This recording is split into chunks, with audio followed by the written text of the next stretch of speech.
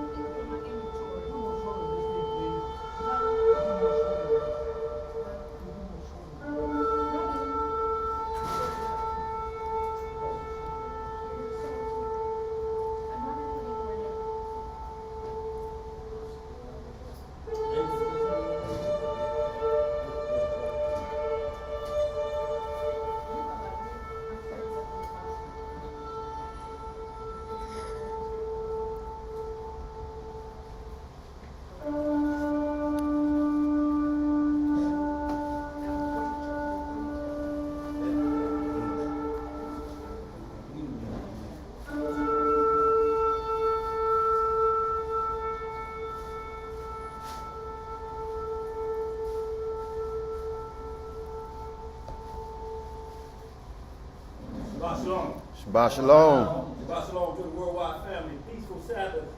Y'all, as we get about our business, we ain't gonna belabor, we're gonna get right to it, y'all. Y'all know how to turn toward Holy Jerusalem. Yes, sir. We're in the West Country, so we turn toward the East Country. Yes, sir. All right, family.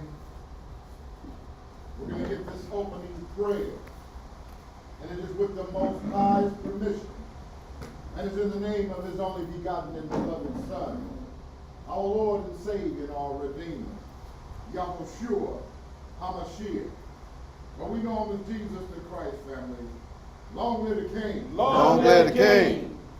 Reading in the book of Psalms, in the 82nd chapter, Read. it reads, Yes, sir. Yah standeth in the congregation of the mighty. Yes. He judgeth among the gods. How long will ye judge unjustly and accept the persons of the wicked? Selah. Selah. Defend the poor and the fatherless. Yes. Do justice to the afflicted and needy. Yes. Deliver the poor and needy. Yes. Rid them out of the hand of the wicked. Yes, sir. They know not, neither they understand. They walk on in darkness. All the foundations of the earth are out of court. I have said, ye are God, and all of you are children of the Most High. Yes. But ye shall die like men, and fall like one of the princes. Arise, O Yahweh, Yes. judge the earth, Yes. for thou shalt inherit all nations. Hallelujah. Selah. Again, all praise to the Most High, the only God, the Son, the King of Kings. Shalom, brothers. Yes, sir. As we get about our business, y'all. Today's lesson. Yes, sir. Pure conscience versus the hypochondriac consciousness or spirit. And y'all, we're going to look up both these words so we can get some understanding and a true spiritual definition of a hypochondriac type of spirit, which is nothing more than a doubtful spirit. You know, it's on and then it's off. It's on and then it's off. But we're going to get some good definitions today. Y'all know how we get down. Everything that we believe in the only begotten of the Father. Yes, sir. His Son, Yahweh HaMashiach, globally known as Jesus the Christ. He's the high priest after the order of Melchizedek. He was the first high priest of the order of Melchizedek. He's the last high priest of the order of Melchizedek. He brings forth the law to every male, female, rich, poor, free bond, Jew or Gentile. But before we get started, just want to just list our prayer list. And y'all, we need continued prayers for now, hot and heavy for the next 2 weeks of our little sister, Miss Judah. Didn't go well in court as far as the verdict. So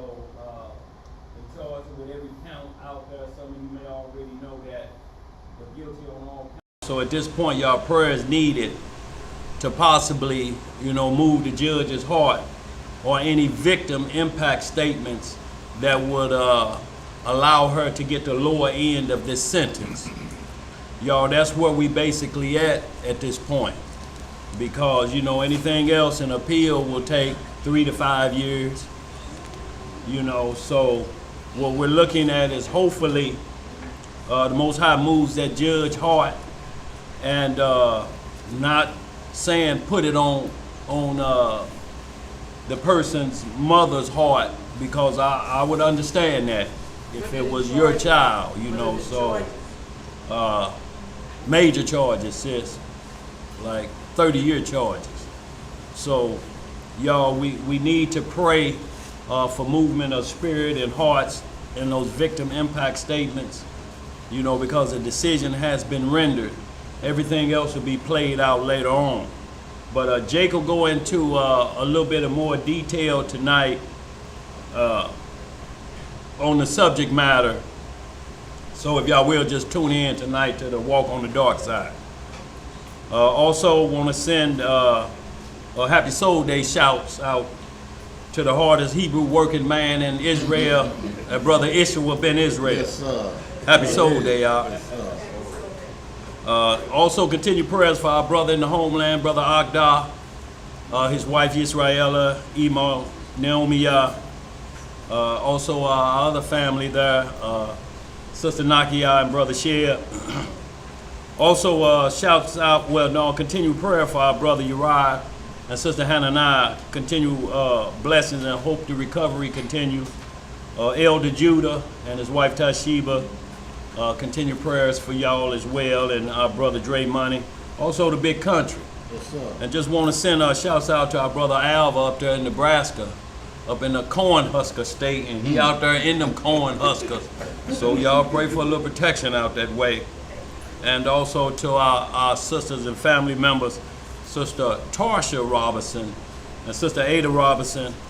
Also to Betty and Ron Lemons. Also to our St. Louis own Sister Stacy Young and her family. Drop us a line and tell us how Ak Ben doing in school right now.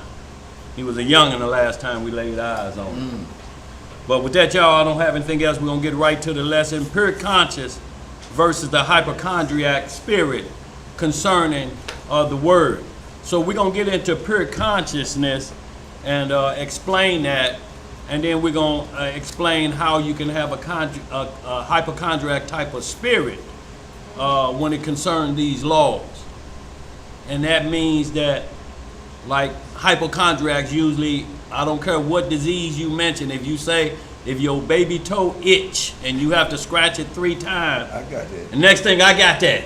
Yeah. My ear was ringing in the left ear, but I kept feeling it in the right ear. I went through that last week. I went through that last week. See, that's a hypochondriac. So what happens is you get these leavening type of preacher, these Pharisee preachers, that put that hypochondriac type of law on you that always makes you feel like I've done something to the Most High. And it rides your consciousness, so you walk a guilty spirit all the time because you think something wrong, I'm doing something wrong. And the major one they really do it on is called the Sabbath. They have you so hypochondriac out on the Sabbath, it ain't funny. Making you think you can't even walk to the bathroom to take a leak is work. It is if you got some drawers on too tight and can't pull them down. You may be overworked then. You got some of them Pat O'Connor wrestling trucks. Them cherries. Yo, boy, look here. So, y'all, we gonna get right to it. What you guys saying? Conscious. Yeah.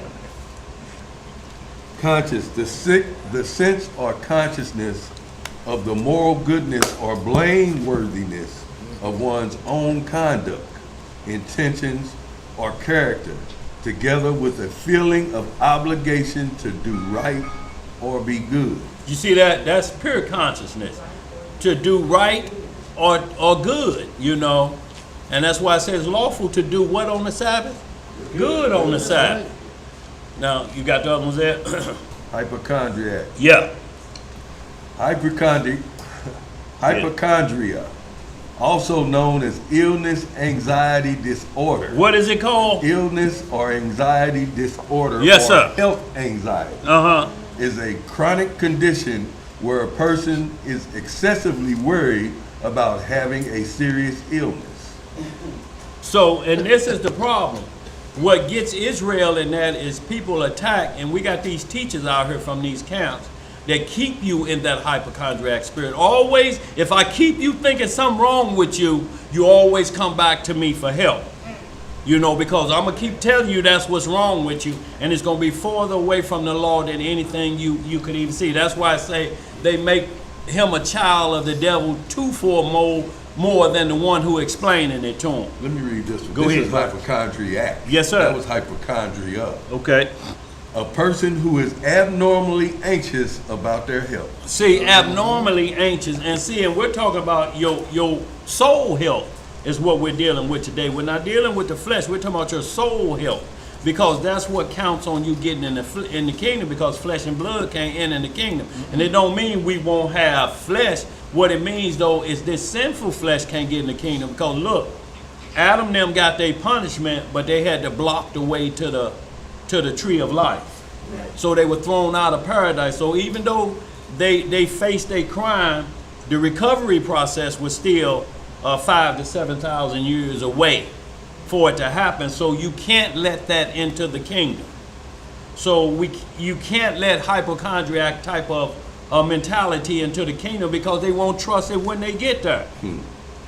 You know, there you got some IUICs may, you know, get to the kingdom with that hypochondriac spirit and see the Messiah and say, that don't look like free case rape. Right, right. That'd be a shame, boy.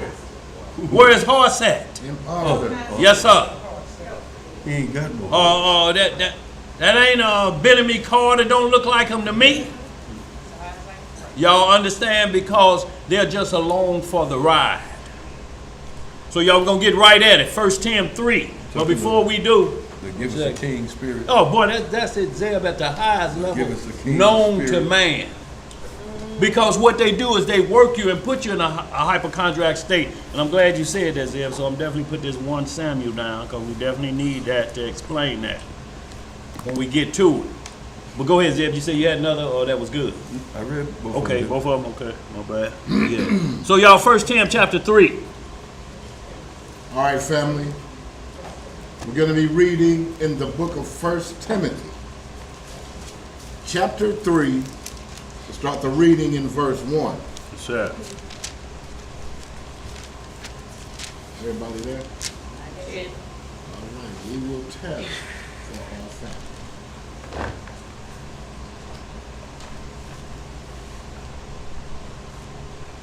The book of 1 Timothy, chapter 3 and verse 1. Yes, sir.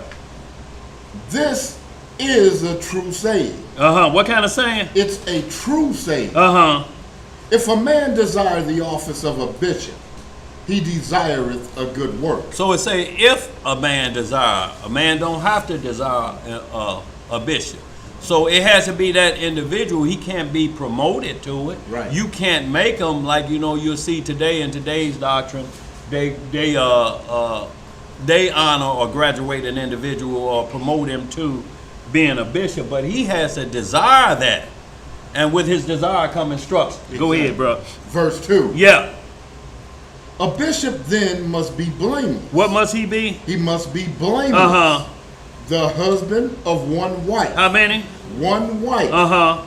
Vigilant, sober, of good behavior, given to hospitality, apt to teach. What to teach? Apt to teach. So it's saying a bishop must be blameless. So that don't mean sinless, because there's only one that never sinned and walked this earth. Mm-hmm. Blameless mean, though, there's no current fault going against him. Mm-hmm. He can't be into if a man have another wife, so to speak, because he has husband duties. Well, bishops have to maintain the assembly.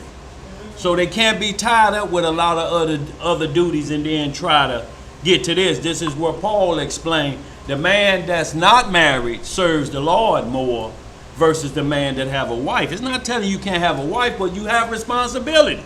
But the man that doesn't have a wife, his focus is directly on the law. This is why bishops and deacons can only have one, because their focus is there. It's not saying you're off limits to have no wives like the Catholic priest, or like how the Pope does the Catholic priest. He tells them they can't have any. And the script don't say that. They tell them, no, you can't have none. So they end up wedding the altar boys. And they become altered boys. Right. Behind that behavior. But we're getting to those days, y'all, that where the love of many waxing cold, and men and women are becoming lovers of themselves. Right. Now, a lot of people try to figure out, what does that mean? Zeb, if you will, can you give me this verse called solo monogamy?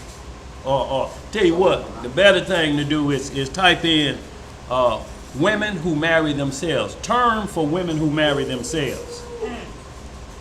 Because we just had an article like that in the paper where the woman married herself. She sure did. She walked down the aisle in a wedding dress by herself. She gave herself the ring and put it on. She said, I find peace and comfort. That's going today with the so-called independent woman. It's in all the rap songs. The only difference between that woman, she says she gonna take care of all the husband work herself. Where these new rap groups out here, these women that's singing, I'm a savage. Miss me with the horse and a carriage. But that savage means I can have as many men as I want and ain't worried about no protection because I make my own money. Anybody got any that pull up yet? Women or individuals who marry themselves, what's the term for it? It's got a legal term for it. Pretty much said. It say solo. What is it? Solo what? Sologamy. That's what it is. Sologamy. Sologamy or autogamy is marriage by a person to themselves. See, well, say it louder, too. What's the name of that? Sologamy. Sologamy. Or autogamy. Or autogamy. Is marriage by a person to themselves. To themselves. Critics argue that the practice is not legally binding, unlike traditional marriage, while supporters of the practice urge that it affirms one's value and leads to a happier life. Yeah, right. We ain't gonna get into that because it could get ugly with what Ariel thinking. Boy. So that's what we're talking about, y'all, is what's coming to the world right now, and they're promoting it in songs that you don't need husband, you don't need wife, you just willy-nilly it on out. However, whichever way you do, you go totally left field with what the Bible is saying. Not only that, but you can marry yourself if you choose to. And then you won't have to worry about nobody else. You make vows to yourself. I ain't gonna cheat on you. Right, and that was a strange thing when Dennis Rodman did it. Dennis Rodman, boy. Dennis Rodman did it. Well, no, but didn't he marry the coach, though? No, He married himself. He had on the dress. Well, I'm saying the coach, He married himself. who was that? The coach from the Bears, the old coach. Ditka? No, that was the other boy that smoked weed a lot. Ricky Williams. He had him in a dress and he was marrying him. Oh man, it was crazy. I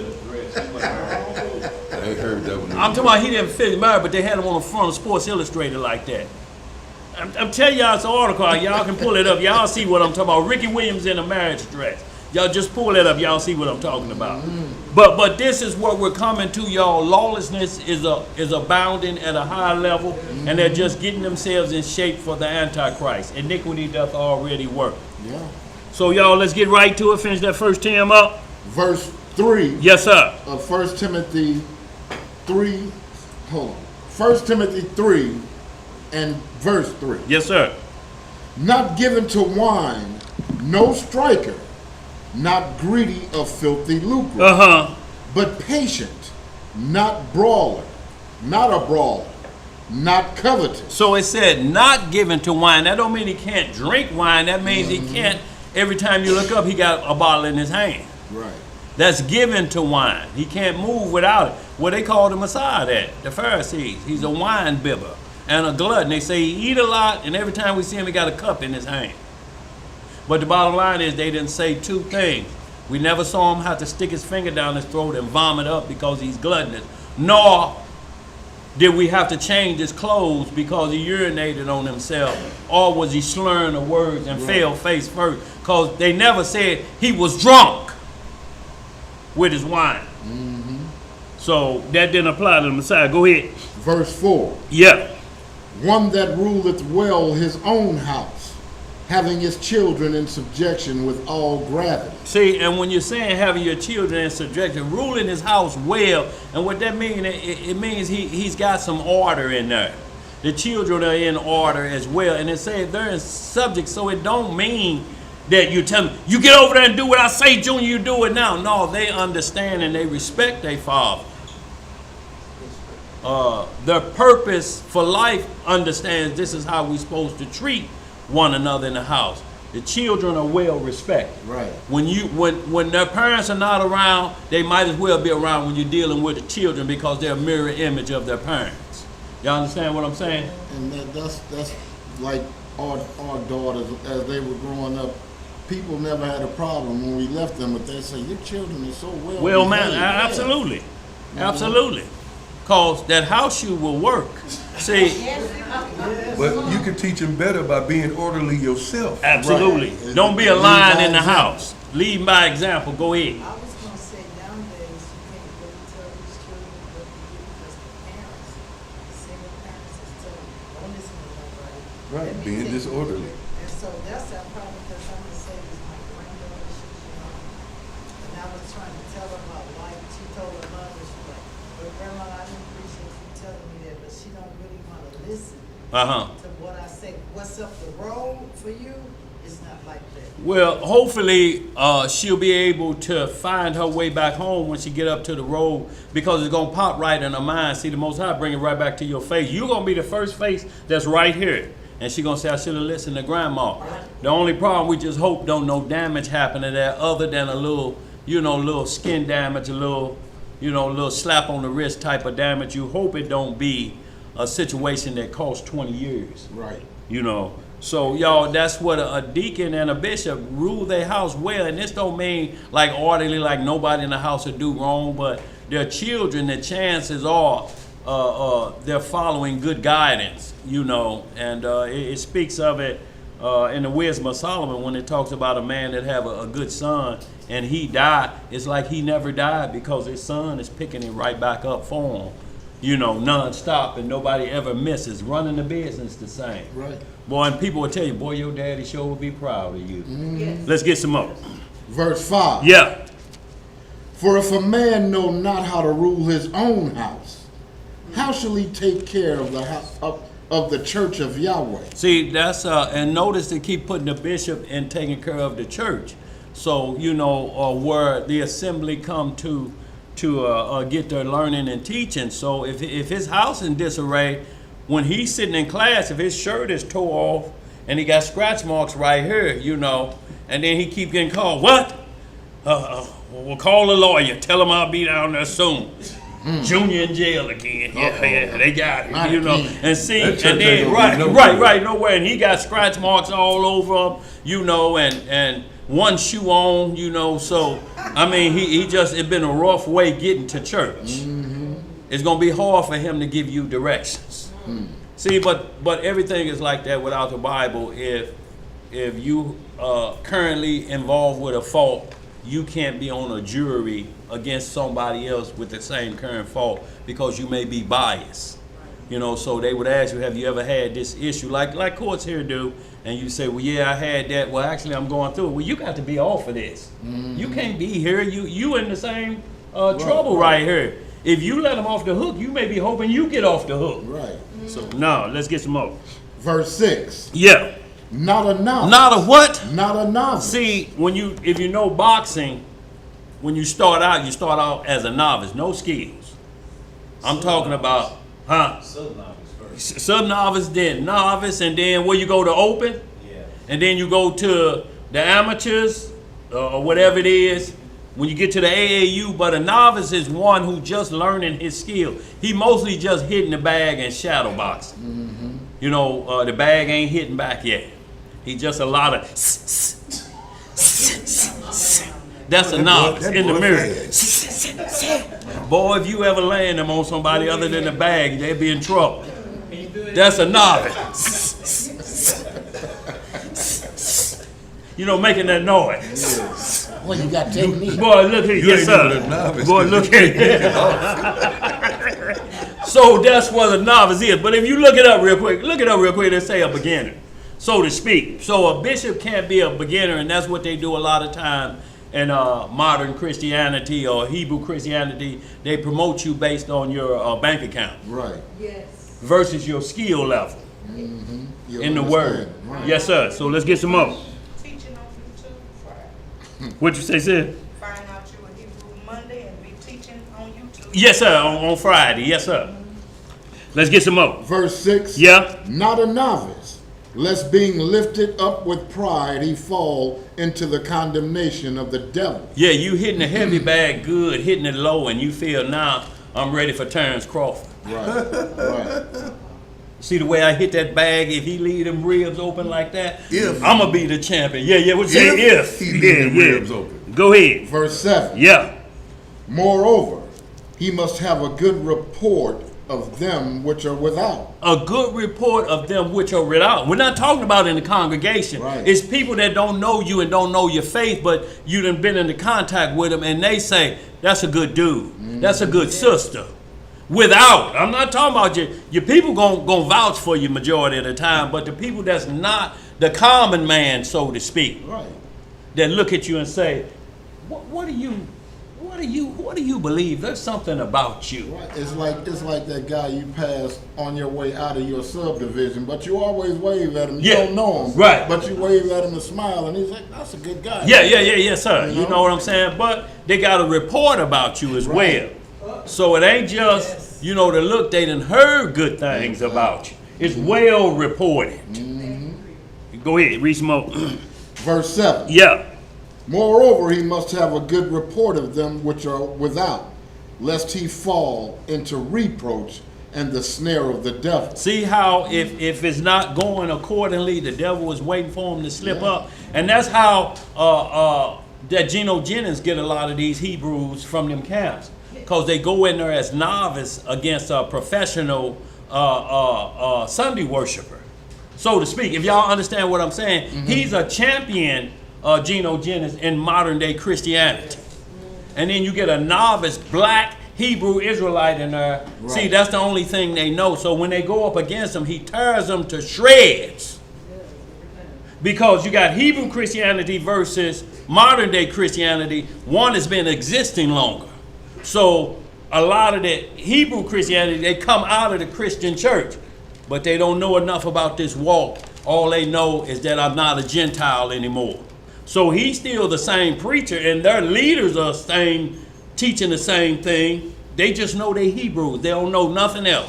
They don't go over no law. The only thing you see these people do that's in these camps is argue, debate, and fight. They don't teach no classes.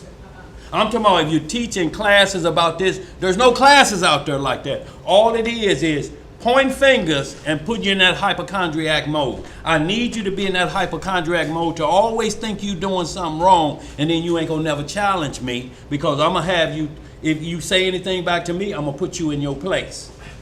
And I'm gonna tell everybody, y'all, he going through a bad episode. But that's the kind of stuff people go looking for. Absolutely, but because they think it's easier, they call it the easy fix. They can help me out right now, but you always gonna be chasing and looking for a king when you got the king. Let's get some more. Verse 8. Yeah. Likewise must the deacons be grave, not double-tongued, not given to much wine. You see that? Not given to much wine. So the deacon is the same as the bishop. Not given to much wine. Ain't nothing wrong with wine. Say wine makes the heart merry. Right. And look, when the heart is married, that means discourse and argument and stuff are way down on the level. Usually when there's arguing and wine around, it's cheap wine. It's rot gut. It may be some hooch with some penitentiary additives in it. Right. You're going to try to up it and put that in some R&R. Ain't going to help it. Go ahead. Not greedy of filthy lucre, holding the mystery of the faith in a pure conscience. See, holding the mystery of the faith in a pure conscience, and what we're talking about is the marriage supper of the Lamb in a pure conscience. See, You can't have a pure conscience when you're saying he's born by Joseph, who was a sinner, like we are. And that his father is not the Almighty, but a man sinner like ourselves. You can't hold the Messiah in a pure conscience at that point. Because that double mind, that hypochondriac, is always looking for a fault in him. Like you hear men who used to be in this walk now saying, oh, when the Messiah, he was a good brother. Or like Muslim, yeah, he was a great prophet like Muhammad. See, but that's where they keep him at. But that also, they saying all the words, but they're not saying it. Like, well, he probably sinned too. Like we just heard an individual say, if the Messiah hadn't gave up the ghost, he probably would have sinned. What kind of sense do that make? If he had, well, since he didn't, where we at now?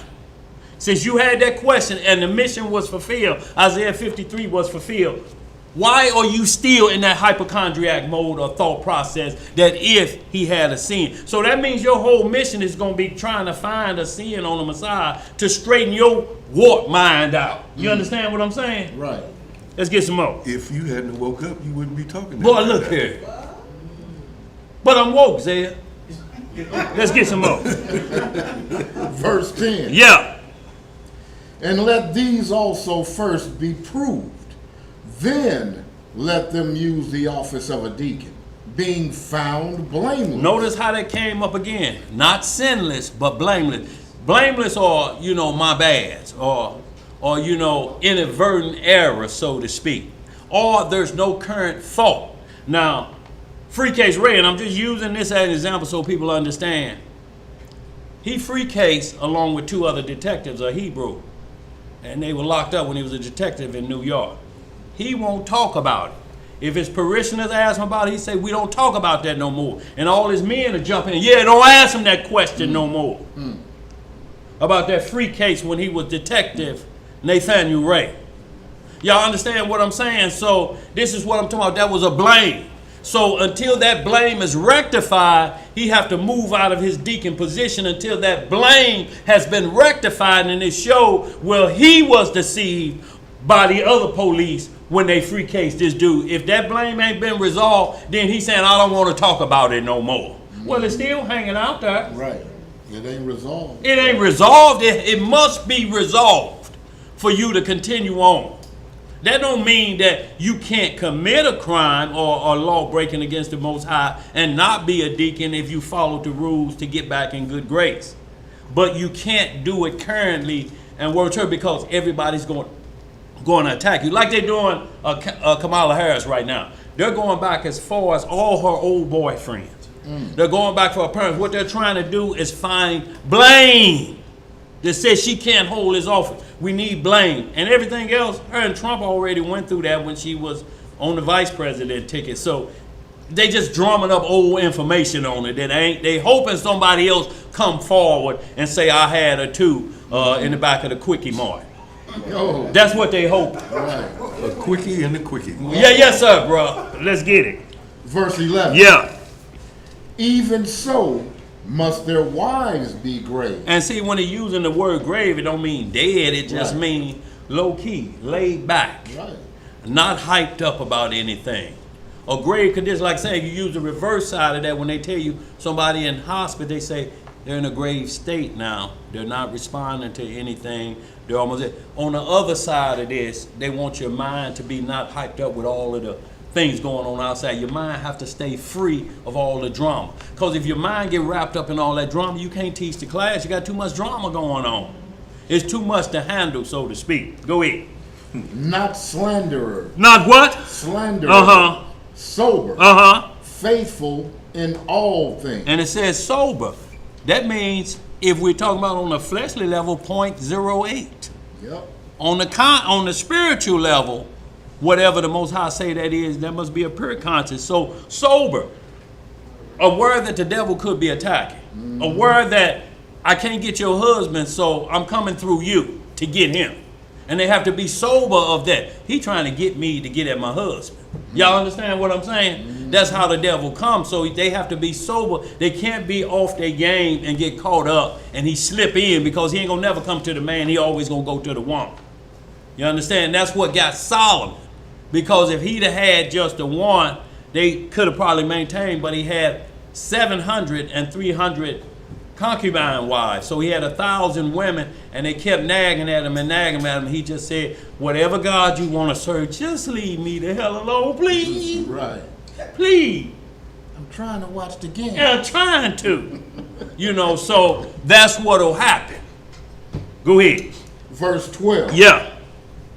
Let the deacons be the husbands of one wife. Ain't that the same as the bishop? Yep. Okay, go ahead. Ruling their children and their own houses well. Uh-huh. For they that have used the office of a deacon well purchase to themselves a good degree, a great boldness in the faith which is in Hamashiach Yahushua. Please read that verse again, because if you believe he's anything less than the only begotten of the Father, born of the Holy Spirit, then anything less than that, then you don't qualify for a deacon in these scripts. Because it's about the Messiah. You can't talk about the Father and get rid of his Son. It just don't work that way. Right. I mean, it'd be no more if you had a good son helping you, and then somebody just came up and slapped your son right in front of you. Well, it looked like he was going to be disrespectful to you. Okay, I'm glad you checked him. No, you know that ain't going to happen. No, there's going to be some trouble. Right. There's going to be some furniture. Says, boy, look here. Go ahead. Verse 13 again. Yeah.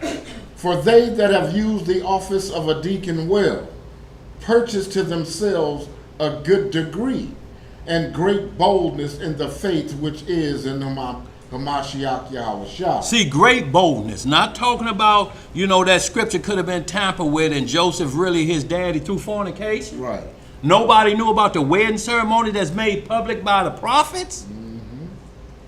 Even the birth was made public where the location would be. What do you mean they got married and didn't nobody know about it? Joseph did, and he's a just man? Right. No, it don't make sense, y'all, so don't be caught up in it. But they need to water Messiah down. So this verse 13 don't apply to anybody that say Joseph is the dad. It cannot apply because you're not looking at him with a pure consciousness. You're looking at him that he has fault. He was brought into the world like we were. Let's get some more. Verse 14. Go ahead, Imam. What you got, Imam? So here's a question.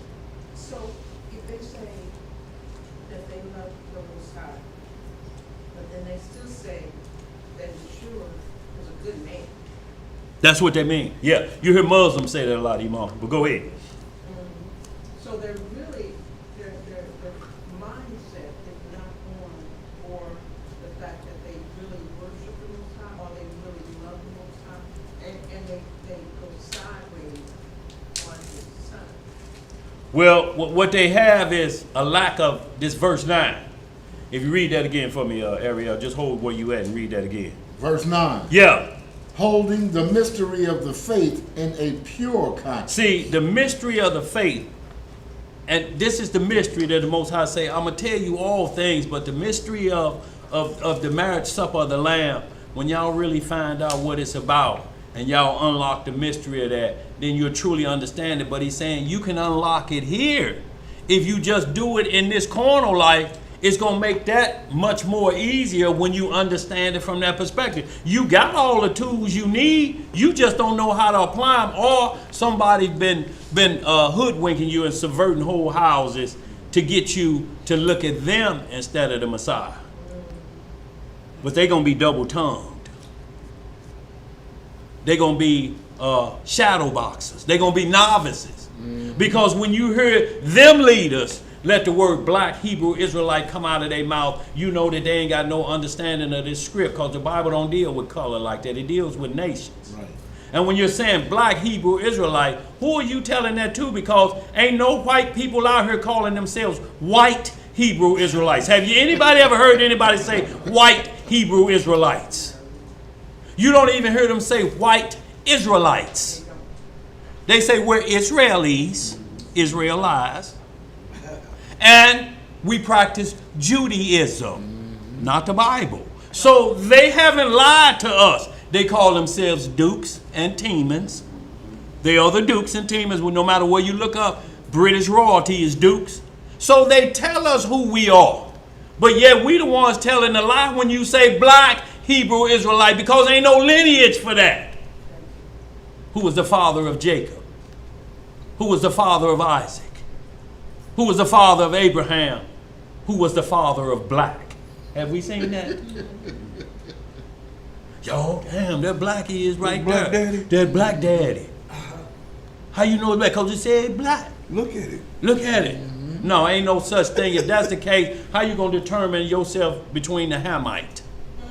A Hamite could be a black Hebrew Israelite. That's the buzzword for the nations and the Southern Poverty Law, that group that come after you for hate speech, that come after you when they see black Hebrew Israelite. Because y'all have to understand, they got these scripts. They know ain't no such creature live on this planet called a black Hebrew Israelite, with not including every dark race on the planet. How you going to separate them? Let's get some more. Verse 14. Yeah. These things write I unto thee, hoping to come unto thee shortly. Uh-huh. But if I tarry long, that thou mayest know how thou oughtest to behave thyself in the house of Yahweh, which is the church of the living Elohim, the pillar and ground of the truth. See, and that's why it says how to behave yourself in the house. Y'all, if we can't behave ourselves in the house, what we gonna do, y'all? How you gonna tell an outside? You don't. If you can't behave in your house, you think somebody else gonna let you come over their house and y'all can have company? Not you. Not the way your house look. Right. Y'all understand? So we have to be careful. This is a powerful position on a deacon, so to speak, because it has to be peace enough for somebody to be able to learn. Like when we was in class, the one that was cutting up, what they had to end up doing to him? Send him to detention. Yeah. Send him to the principal office so the rest of the children can do what? Learn. Yeah, that's right. You ain't here to learn. You ain't here to learn, get out of here. What you come to school for? Right. I'm talking about dressed up, got a book bag, but the only thing on his paper is his name. Yeah. In all his classes. Yeah. They know who he is, but no work is being performed. He just dress up to go to school. You be like, boy, you get up this early, you come to school dressed up, and it's to learn nothing? Right. Let's get some more. Verse 16. Yeah. And without controversy, great is the mystery of godliness. See, great is the without controversy. Oh, well, man, we can't trust Luke on that. And, you know, Hebrews say a man can't be born that way. See, it's always controversy about the birth of Messiah, so they can slide their elder in there. Or they can slide their preacher or reverend in there that they say can't do no wrong. But guess what? When you ask him, why you let the people call you reverend? I don't, that's just what they do. Well, you can stop them. That's right. You can stop. You like that, don't you? See, and that's how the devil slips in. I'm not going to correct them. You know, I don't want to hurt their feelings. You better hurt their feelings. No, man, don't you put me on that title. Don't put me up there. Hell, you don't know what I was doing last night. This is what I hear, though, too, Bob. Go ahead. Justified in the spirit. Yeah. Seen of angels. Uh-huh. Preached unto the Gentiles. Uh-huh. Believed on in the world. Received up into glory. If you believe it like that, you're a candidate to be on this team. If you have any doubt in your mind, that hypochondriacal spirit at all in you, which is nothing more than doubt. I want to believe it, but somebody telling me don't believe the book of truth. Well, what other book do you got? The only other book is the book of sinners and liars that's out there. Freemasons. Let's get some more. We done with that? Yeah, we're going to the book of Hebrews. I tell you what, I want to go there. Before we go there, let's hit that 1 Samuel 1:8 because that give a king spirit, you know, is what got most of these young men in them camps into a position to where, and we're going to see everything that Samuel's sons did was the exact same thing we just read in 1 Tim. They did everything the opposite of their father. Their father was one of the greatest prophets ever lived in Israel. Y'all understand what I'm saying? One of the greatest prophets. that was resurrected and prophesied from the grave.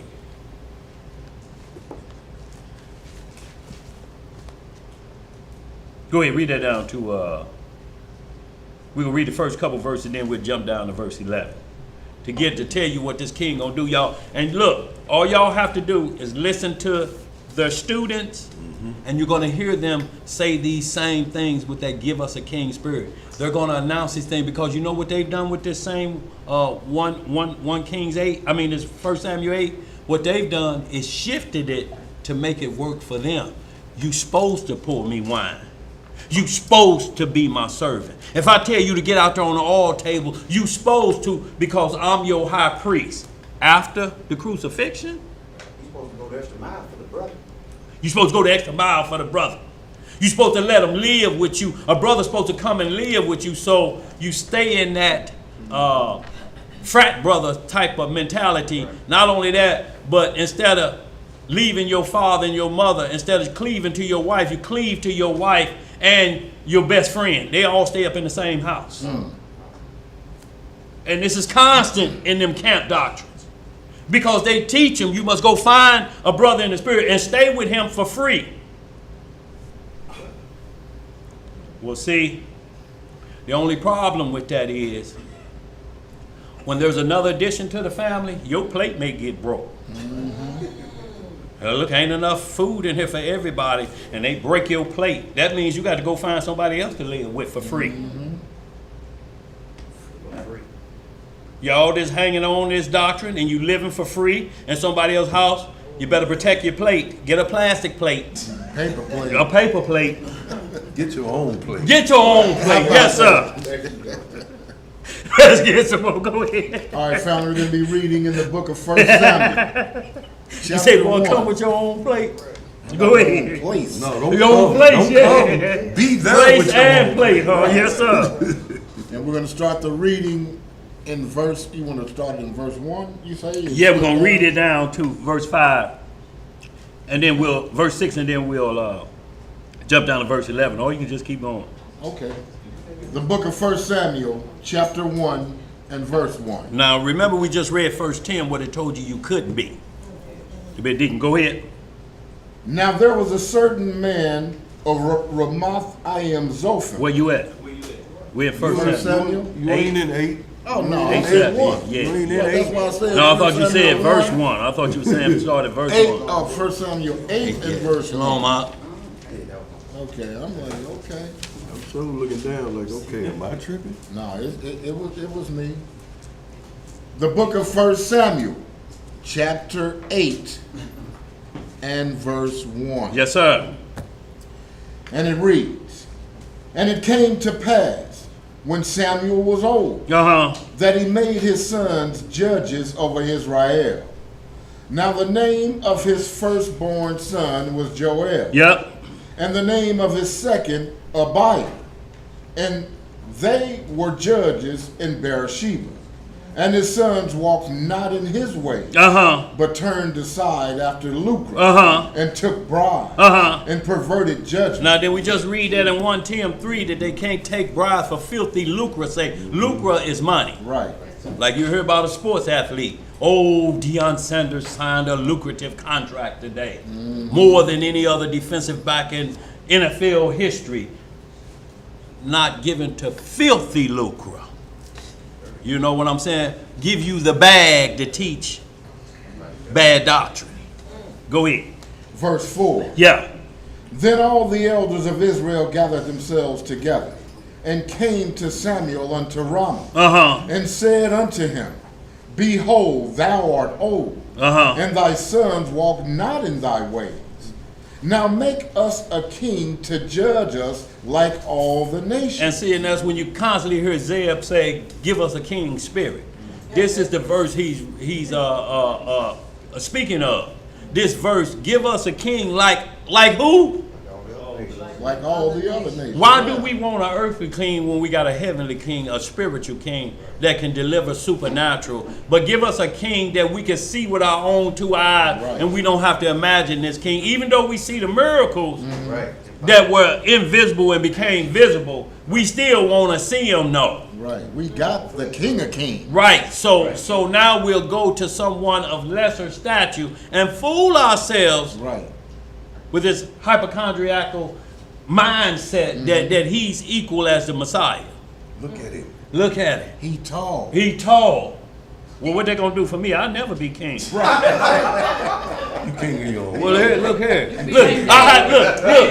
All I can do, Zeb, all I can do is say, well, Shaq O'Neal say he looks up to me. What nurse say? Huh? King of the midgets. Yeah, king. Yes, sir. Tell him again. What was David? David was short. See that? Yeah, but David wasn't a midget. Yeah, right. So what y'all saying? He wasn't tall. Look. He wasn't tall. So what y'all saying? If I was an inch tall, I'd be considered short at this point. David was wise and strong and tall. Thank you, sister. Hello, sister. Go ahead. Let's just mess with y'all. Go ahead. The Lord said he looking for the heart. That's what he looked for, not the stature. Not his size. Right. He said he look at your heart. See, y'all in the right spirit. Yeah. Look at your heart. Yeah. Let's get some more. Straighten all that out Look, for yeah, you. it did. It straightened it all out. Cause look, we had another boy that called us. He caused a few troubles. We had to straighten him out a lot. But he called us the under 6 foot bullying crew. Me, Elisha, Ish. Jake said, hell, I'm under 6 foot. He talking about me too. The under 6 foot bullying crew. Yes, sir. Go ahead. Back in the book of 1 Samuel chapter 8, and we're in verse 6. Yeah.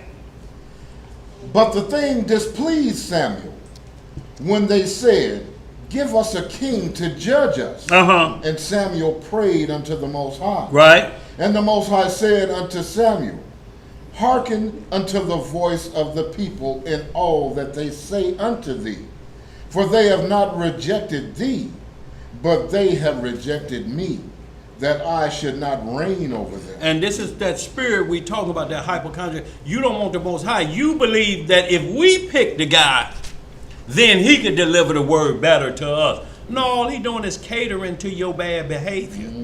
That's all you're looking for. Someone that will cater to my bad behavior. Plus you could slip him a couple of dollars. Slip him a couple dollars too. Yes, sir. To pervert that judgment. Yes, sir. And he'll take bribes like the Catholic priests do. How do the leader of the Gambino family or the mafia come in there and tell you, I just pulled a St. Valentine's Day massacre on this other Roman family. But I need to be forgiven of that. They say, well, how much money you bring with her? Well, I got all the heroin money from the north side. Well, that'll be good enough. Put that in there and your sins are Couple forgiven. of Hail Marys. Go ahead. That's what we're talking about. Bribes can bribe your way. You can't bribe the Most High. We don't need no money. That's why they told Judas Iscariot, you can get that money. Oh, we don't take bribe money now concerning this. Boy, you done put your soul on the line. Guess what they used the money for? A potter's field, to bury people that didn't have no family and didn't have money for a grave. They say, we'll use the money for the dead like you that have no body to support them. And don't nobody know who they are or where they come from. We'll use that money for that you sold out the Messiah for and lost your soul with. We don't want that money back. That money may have some disease on it now. Let's get some more. Verse 8. Yeah. According to all the works which they have done since the day that I brought them up out of Egypt, even unto this day, wherewith they have forsaken me and served other gods, so do they also unto thee. So the Most High say, give them what they want. Right. See, sometimes he didn't say give them what they need. He said give them what they want. See, the Most High deal with needs, not wants. That's right. So give them what they want, and we'll straighten them out. See, when we talked about it last week, self-punishing scriptures or self-punishing behavior, some things you do are self-punishing. When this so-called king you won't get through working you over, you're going to wish you had to stay in the Bible like that boy, them camps out of New York, them one west doing what they call sack day. That's where they say you have to pay triple tithes to the high priest. You got a high priest after which order? And not only that, they can do sack day. They can roll around on you while you selling them oils at the table. This your only job. You sell an oil for $2, you get 20 cents off that oil. And you've been out there all day and they come and they just pull up sack day. That means all the money you've made, even your $2 you've made, you got to give it all to us. Sock day. Yeah, that's what it'll be, socking your eye day. And that's what it'll be, sock day. Yeah, it'll be all right. You know, but they take all their money. Now, how do you go home and you've been working all day and you have to tell them the priest said it was sack day, which ain't in the scriptures. Nowhere, tithing ain't even in there under the way they're teaching it anymore. And you had one individual say, that's why I hide money in my sock. Now, wait a minute.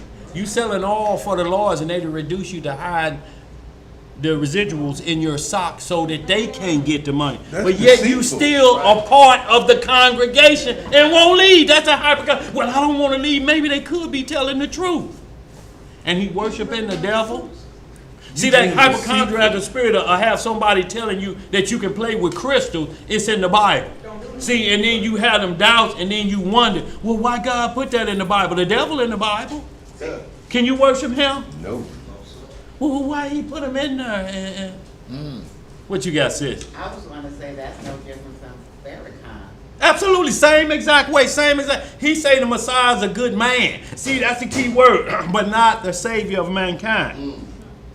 But yet quote out of the Bible and don't quote out of the Quran. But they got those guys out there selling newspapers. Yeah. They don't. Do they get any of that money? They get a certain percent, 30 cents. If the paper $1, I think they get 20 or 30 cents per paper. And if whatever you don't sell, you have to bite the cost. So if you take 20 papers, if you money take you made is paying for what you didn't sell. yeah, absolutely. So absolutely, if you don't sell, you get 50 papers. You better come back with whatever 50 times that paper costs. If you don't, you have to pay the odd for what you took. I'm taking 2 papers. Yeah, that'd be it. Dave. Look, one paper, see if that. And that's just to wipe sweat off in that hot sun. In that three-piece suit. In that three-piece suit. See, so they dress you up to take your money from you.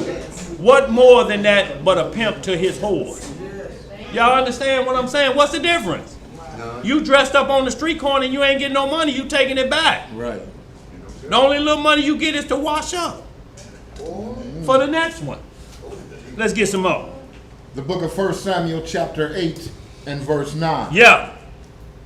Now therefore hearken unto their voice, howbeit yet protest solemnly unto them, and show them the manner of the king that shall reign over them. Notice what he said, the Most High. He didn't just say, because a lot of people saying he tempting them with evil. No, he said protest to them solemnly. But look, this how I'm gonna do. Y'all want a king, but look, this how the king gonna be. He didn't come at them hard. See, the king gonna have you running. You gonna be his chariot. He gonna take your woman. He said, no, don't do it to him like that. Right. Talk to him solemnly. This is the manner of king y'all gonna get. See, when you talk to them like that, it still gives their conscience one last chance to say, oh, hell no, I ain't doing that. See, but if you come at them angry, a kind word, what it say too about? Turn away wrath. See, so you talk to them solemnly and let them know, you know, it gives them one last chance to go a different route. Right. That's how merciful our God is. Yeah, and, But go ahead. and it's letting them know I'm not telling you this for any self-gain or profit. Absolutely, I'm bro. telling you what's going to happen, bro. Absolutely, bro. You know? And he's telling you like that the way, I mean, like he just said, he's telling you what's going to happen in a calm voice. Right. Y'all See, sure you want to do this, bro? That's why he says they didn't bring a railing accusation against the devil. They didn't have to. Just talking about her. You know you heading to the lake of fire, bro. I mean, do you have to holler that to make the devil hear it any clearer? No. Let's get some more. Verse 10. Yeah. And Samuel told all the words of the Most High unto the people that asked of him a king. And he said, this will be the manner of the king that shall reign over you. He will take your sons and appoint them for himself, for his chariots, and to be his horsemen. And to be his horsemen. You're going to run for him. You're going to be the horsepower. Go ahead. And some shall run before his chariot. See, look at that. You know, and I'm just saying, the king is here, and they running beside the chariot. Right. You know, like how when Malcolm X walked out, and all the people was running on the side of him, thinking he's some great one. But yet he's using the Bible. Right. His claim to fame in the movie Malcolm X is the penitentiary scene where he go up against the Christian preacher with the Bible, though. The scripture. Yep. And the Hebrews black. Mm. He didn't quote the Quran, did he? No. Go ahead. What else it say? Verse 12. Yeah. And he will appoint him captains over thousands. And captains over 50. This is where they get that. That's where they get it from. But see, this is where they pick it up from. They pick it up at verse 12, and they start teaching from verse 12. Read 9 and 11 first. Right. See, but they don't teach them that because they do what's called verse teaching. Right. We're going to take you right to the point we need to get this over on you. Right.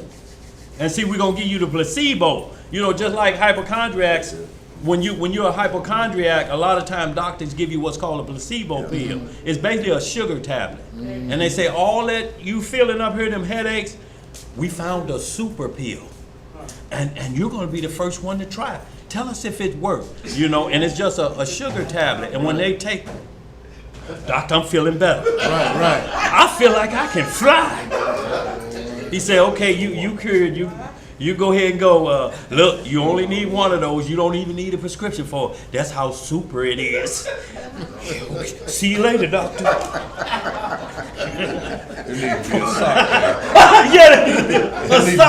Yes, sir. Go ahead. Verse 12. Yeah. And he will appoint him captains over thousands and captains over 50s, and will set them to air his ground. To air his ground. Yeah, to air his ground. And to reap his harvest. Sack day.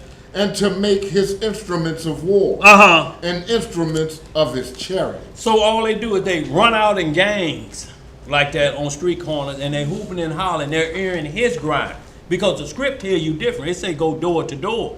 2 at the most 3. You could cover more grounds hitting the neighborhood than standing on the side of Quick Trip. Cars coming and going. How much you think they hearing you? Especially in summertime, the windows are up. Right. You hollering and sweating. We see somebody hollering and sweating. That's usually a toddler in distress, ain't it? Right. When they sweating and hollering, you like, what's wrong with the baby?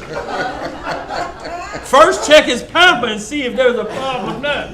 If it ain't something else wrong, when a baby's hot and sweating and crying, you have to get some resolve, don't you, boy? Go ahead, bro. Verse 13. Yeah. And he will take your daughters to be confectionaries, and to be cooks, and to be bakers. So he's making them cook for him, Pastor Dow. You see on his camp, he's doing the same thing. Got other people, women cooking for him. He taking men's daughters and selling them as his daughter, getting a dowry. So they have one mess hall and all the women cooking like the Rockadoochies. Yep. What this is going over is basically Ruthless. If y'all ever seen it on BET, you will see the exact same thing. You're going to see the exact same thing in Ruthless. And that's what all these camps is doing. That's what they have to do. Get you behind that Home Depot fence, and then we can put our laws on you. And you only go by our law. We don't care what crime it is. You can commit attempted murder, but they saying, let's keep it behind our fence so the government don't know because they the devil. No, they just correcting what y'all doing behind that fence. Right. Let's get some more. Okay. Yeah, I know where we're at. Read that message. I'll get rid of them if you need to. We asked him what he say. Go ahead. What it say? And he will take your field. What he gonna do? He will take your field. And your vineyard. Right. And your olive yard, even the best of them, and give them to his servant. Not only that, but we've heard men that gave all they could, and then they had their eye on a woman. He told her, oh no, right, you can't have her. Not her. We control what woman you get and give them out. Right. You can't have her. We've saved her for this individual. You get her, and then when they pull that curtain back, it's Rasputia. What's her name? Rasputia. Look, I'm telling you, we ain't making this up. We know it happened. A brother that was given, what's her name? Rasputia. Yeah. And he was heartbroken. Oh, Lord. He was heartbroken behind that. And he had been making long distance calls, talking every day, and then got catfished. Literally. Go ahead. You ain't kidding, literally. Boy. Verse 15. Yeah. And he will take the 10th of your seed and of your vineyard and give to his officers and to his servants. Sack day. Right. Sack day. Which, like Zeb says, should turn into sock day. Go ahead. Verse 16. Yeah. And he will take your men servants and your maid servants and your goodliest young men and your asses. You mean donkeys? Go ahead, yeah. And put them to his work. Yes, sir. He will take the 10th of your sheep, and ye shall be his servants. And see, and that's what they're talking about, because if they're making you captains now, and they say all the other nations going to be dead or wiped out, then who's going to be Israel's servants? If all other nations dead, who's going to be your servant? It's the one that you promised you 50 and 1,000 over other Hebrew Israelites in this so-called kingdom. Y'all understand what I'm saying? Mm-hmm. In their kingdom, they'll make you 50 over there. What that one brother talking about? And that brother, you know, I poured his wine. And you want a trophy for that? Right. Let's get some more. Verse 18. Yeah. And ye shall cry out in that day because of your king, which ye shall have chosen you. And the Most High will not hear you in that day. Nevertheless, the people refused to obey the voice of Samuel. And they said, Nay, but we will have a king over us. See there, y'all? That's the spirit that's out there now, and it's taught by these individuals who want to replace the Messiah and put him down. And we talk about that 1 Tim again, that verse 9, 1 Tim 3 and 9. And the last verse is what they'll never come to as long as they got that give us a king spirit. It ain't going to never happen, y'all, because it's pure man worship. Tell me what you want me to do. What you want me to do, boy. Right. Look here. Kevin Tamble. Yes, sir. Let's get some more. Verse 20. That we also may be like all the nations, and that our king may judge us, and go out before us, and fight our battle. We can hold her, and you know that didn't work with Saul. Because when Goliath was clowning, he was high. Anybody take him yet? No, man, they say he too big. He swore as long as that table up there, Zeb and them sitting there. No, we couldn't take him in. Well, what about them other tough Hebrew Israelites? They hiding behind bushes. Right. Look, Saul tried to give his armor to David. David said, I ain't proved that, neither can I fit it. David said he was king of the short people. See, I didn't use that what Nerf said. But seriously, David said, I can't wear it. I can't fit it. I got my weapon. It's called a slingshot. And the Most High going to direct where this rock go.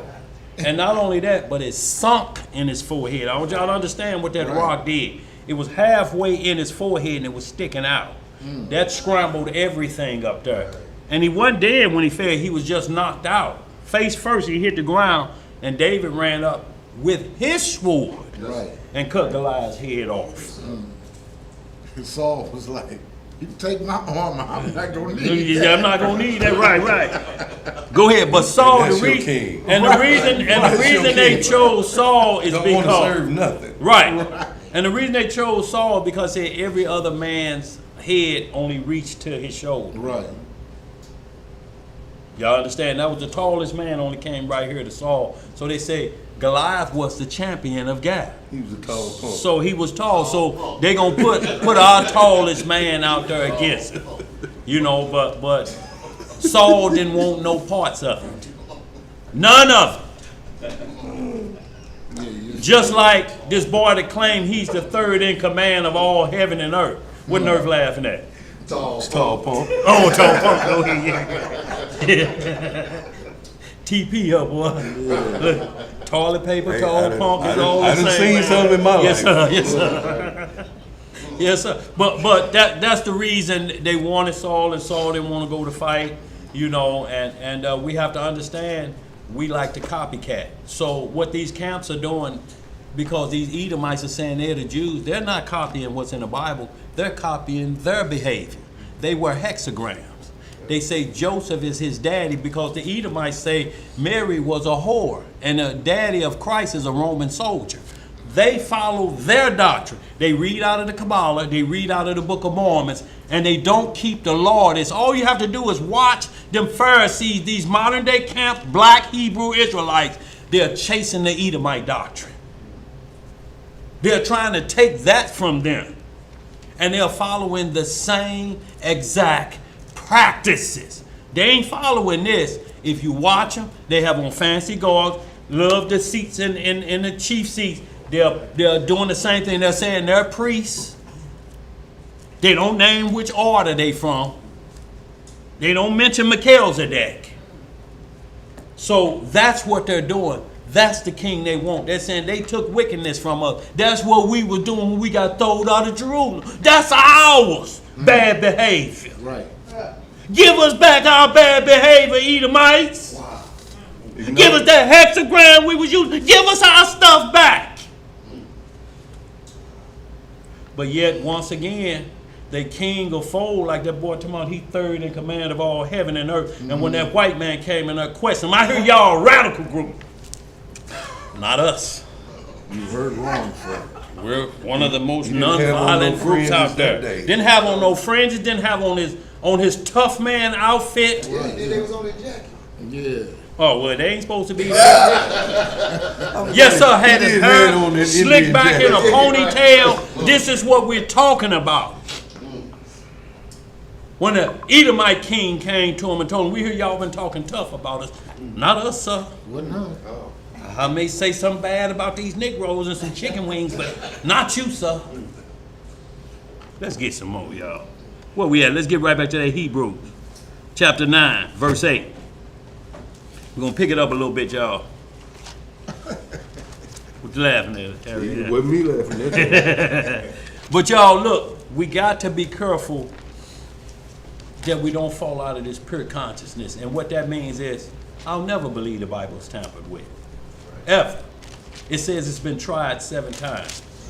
When you read the front of it, say Masoretic scholars got at it and interpreted it in all the languages of the earth. And you know what? Don't never change in all the languages the law. All we need you to do is show us where any of them Exodus 20 is different in any other version. And don't mean the same thing. See right there where it says honor the Sabbath. Over here in this version, it means this. Well, get rid of that version. But don't come here with that verse teaching. Y'all said somebody out there had a question earlier? a question. Rebel rousing? Yeah. What he rebel rousing about? Saying like the Bible, Mary. He What'd he blended say? everybody. He blended everybody together. Right. Trying to say all the doctrine was the same. I had to pull it back. Yeah, I didn't even get to read it. If that was the case, why ain't true Bible believers wanna quote out of the Quran? Right. Want to quote out of Buddhism? What they said was Muhammad, aka Quran, aka Allah, aka Christ Jesus of Mary, aka Matthew to Revelations is the idols, aka the devil, aka the demons. Peace. So just a bunch of word salad. That's it. That's it. Why That's what, are you that's what here? you call word salad. Look, see, this is what I'm Why talking about. are You you can't stay here? away. Look, they're drawn to it like a moth to a flame. They want to bless and curse it at the same time. Right. What you're looking for is information to see how I can get over on my people. I'm going to tell them some knowledge. Where we seek another's wealth, they're looking to take their wealth. Right.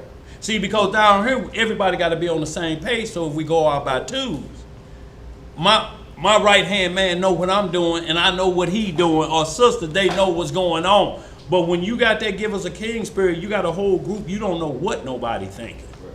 They're distracted. And why do you need a gang to take on somebody's house or something? But that's why they out in them corners like a gang. Most High ain't never sent us out like that. This is why I'm saying you got to be careful at them camp. What they do is they look at people and say, oh, they want to be seen. Give them a uniform, but make them pay for it though. Don't give them nothing free. They have to pay for that clothing to dress up like them. So if I get in there and pay, I can get one of them. You can get one of them. You can get one of them. Yep. And you could be a that's right man. Mm-hmm. You could be a sign holder. I just keep getting. Boy, maybe a captain of what? 10. Oh boy, you be really in there a captain of 10. I could tell 10 people. Yes, sir. You can tell 10 people what to do. And y'all, they say that's their reward in heaven. You will rule over Israelites in heaven. What that said in the scripture? Right. I got more than 10 people under me at work. Boy, look here. I don't even want them. Yes, sir. Go ahead, bro. Where you at? We're in Hebrews 9, verse 8. 9, verse 8. Yes, sir. Hebrews chapter 9, verse 8. Sure that's where you want to go? Yeah, that's where I want to go. I think you should start at 7. You want to start at 7? Okay. Hebrews chapter 9, verse 7. But unto the second went the high priest alone, once a year, not without blood, which he offered for himself and for the errors of the people. The Holy Ghost is this signifying that the way unto the holiest of all was not yet made manifest, while as the first tabernacle was yet standing. So when you get 1 through what the verse we read is talking about the priest under the order of Aaron, this is what they had to do. Because that priest was a sinner, he had to first offer up sacrifices for himself and then for Israel. If he was found to be sinful, they would drag him from out of there. But the Messiah, and he had to do this once a year, but the Messiah only went in one time and one time only. We can't put him back on the cross. It's one and done. Either you believe now or you don't. You don't get no second chance, and this generation can say, well, man, I don't know, that language was different back then, man. We need to see him get up on the cross again, and then we can make a fair judgment. Yeah, right. Go ahead.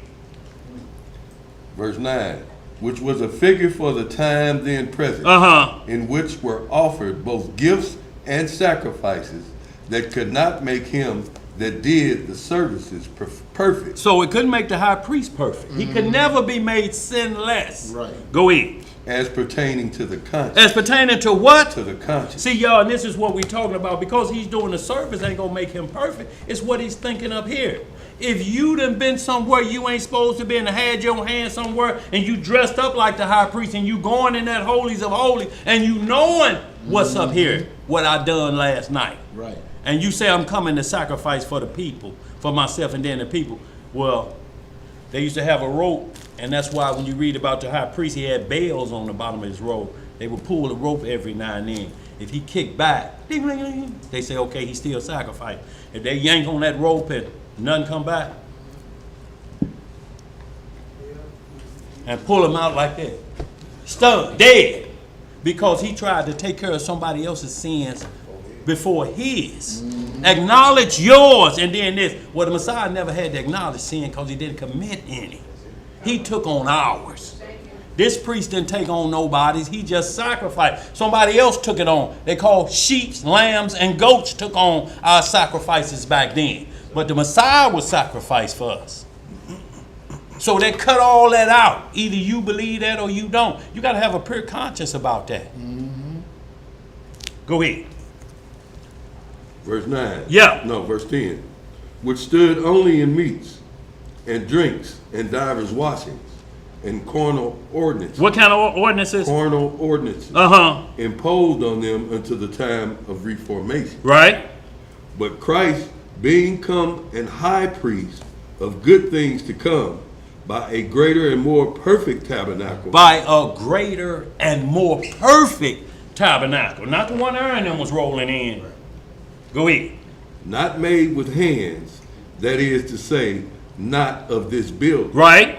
Neither by the blood of goats and calves, but by his own blood he entered in once into the holy place, having obtained eternal redemption for us.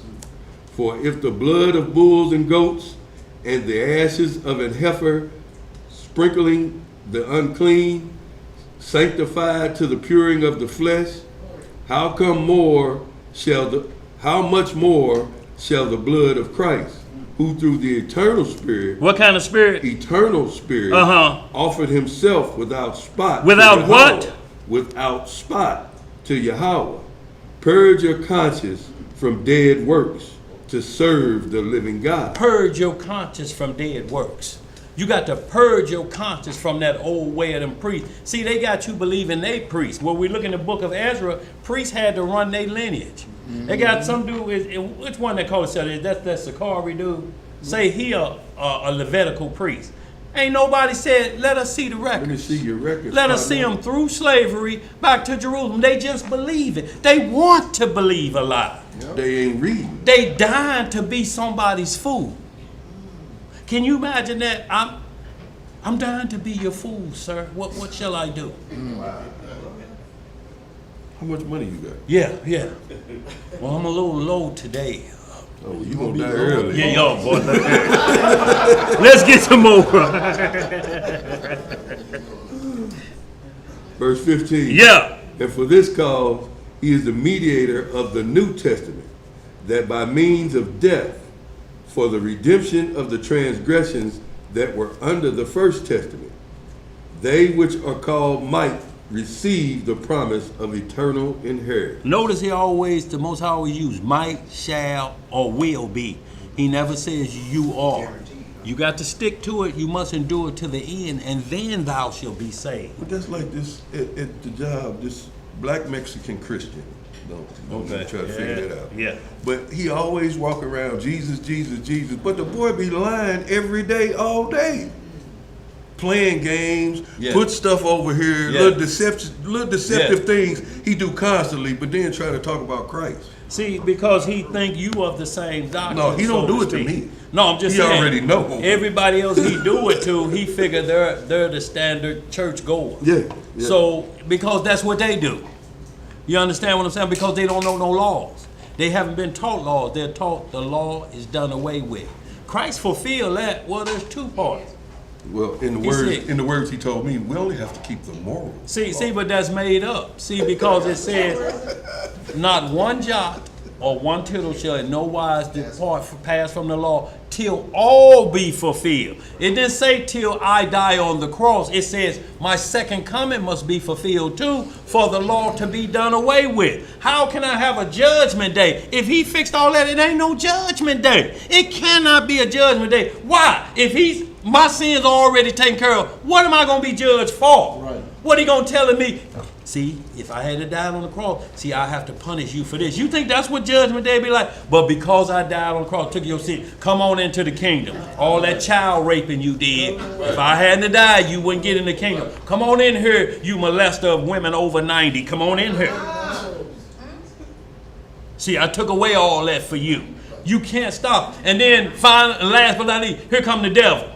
Oh, yeah, it was for you too. You come on in here too. Mm-hmm. That's what you would have to do if you think that he washed your sins away for the future. Right. He said when you identify this walk and you come in the pure consciousness, you're not going to sin. Like Paul say, if it hadn't have been for the law, how would I have known what lust was? Hadn't the law taught me what it was? Right. Do we void the law? God forbid we establish the law. And that's what they hate about Paul. Because Paul was a true follower of the Messiah after the road to Damascus. Straighten him out. But you can't straighten him out. Go ahead. Verse 16. Yeah. For where a testament is, there must also be of necessity be the death of the testator. Yes, sir. For a testament is a force after men are dead. For a testament is of force after men are dead. Otherwise, it is of no strength at all while the testator liveth. Because he could go left field at any time. See, and one guy took this script and say, I believe if the Messiah had to live longer, he probably would have went off. See, just to have that in your conscience. And who put it there, though? Right. And for him to repeat it. See, they wouldn't repeat it on a form. They give it to them to ear they grind. Go tell everybody what I said. Go out on the street corner and say it like this. And then when they come back to him, I didn't say that. perfect example is when that false prophet Ariel said Christ was coming back in 2000. Everybody on the roof, Free Case Ray was up there too. They had their hobo satchel. Now, what do you think you go in the kingdom with a hobo satchel? You know, that's a stick with a handkerchief tied on it, a can of pork and beans and a biscuit in it. Right. You These know, are the worldly things I want to take to the kingdom. and a coupon from Popeyes. They all up on the roof with them hobo satchels. You know, with them hobo satchels, waiting on it. And not only this, but say they got the times all mixed up, the world, but they count down with the world. 10, 9, in the dead of winter, talking about this New Year's, and they going against everything, but they on the roof. 9, 8, and then the sky didn't crack open. The only thing they saw was that ball drop in New York. And then they stayed up there for another hour. Different time zone. Yes sir. Different time zone. Yeah. So they finally made that walk back down. That's what caused that great split. Because some still, now the boy who say he's third in command, the chicken wing eater, his lieutenant on there covering up the crime, saying the only reason the second coming didn't happen is because of all of y'all in here right now. Y'all would have never got the word. And he started to clapping first. And then they started clapping. That's right. So how about y'all would have been born in the kingdom? Sock day. Yeah. Look, how about y'all would have been born in the kingdom? Like Isaiah 4th chapter, like Isaiah 51:45. Notice that we shall all not die. And know this mystery. How about that? But yet they clapped him into submission that he was not a false prophet. God did this purposely so y'all could hear the word. Y'all see the foolishness in that? He let you be wrong to save me. To save me, yeah. But now I'm listening to you. Yeah. The wrong man. Right. And I'm clapping feverishly. Right. Like a seal. They just wait for him to toss the fish. See, but that's what they bribe him with. Wine, loose women, and cheap hard liquor. That's what they bribe them with. That's what they tell them they're going to receive. And you don't have to ask no woman to marry. You tell her she's your wife. You don't have to worry about no ceremony. Nobody needs to know that. She need to know it. Boy, look here. Y'all understand what we saying? That king, give us a king spirit, y'all, is running rampant and it's damaging the pure conscience. It's making it weak to a man, a sinner. Now here, everybody in that camp knew Jermaine Grant, who was calling himself the Holy Spirit, had diabetes and high blood pressure. Now the Holy Spirit hears and heals and gives out gifts, and it ain't gave you a prescription-free diet yet. Right. You the Holy Spirit, though. And like I said, these individuals know because they come out and tell on them once they separate from them, but they never depart from them. You know why? Because they got secrets on each other. It's an extortion game. Everybody come in must tell their darkest secrets. See, because you had to come clean with the high priest, because he got to go talk to the Lord.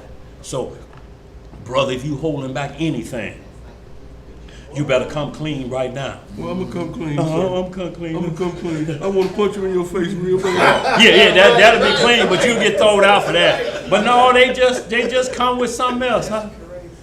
Oh man. I just say every time in my dream I'm in love with Hillary Clinton and Rosie I O'Donnell. thought you was gonna say a stripper. Okay, yes sir. Well, you sick, but we're gonna get you straight on that one. Yes sir. How much Now money you're you gonna have got? to turn Bill Clinton's woman loose now.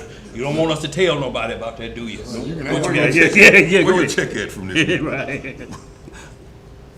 Sister Sherry Hunt in the chat asked, can Brother Daniel explain more about Yeshua and only part of the fulfillment being complete? Right. Okay, we can go to, real quick, y'all, and then we're going to pick it back up because we got to get caught up. Go to Matthew 5. We're going to see what the Messiah said, and then we're going to go to Isaiah 66 and 15. Because if it's not the Father coming at the second coming, everybody agree that it's the Messiah, right? Okay, so we're going to see what the Messiah said, and that'll kill Hebrew Christianity and also the Sunday Christianity. It'll kill that as well. Matthew Is it 5:17 or 17:5? Maybe have it back. 5:17? 5:17. Okay.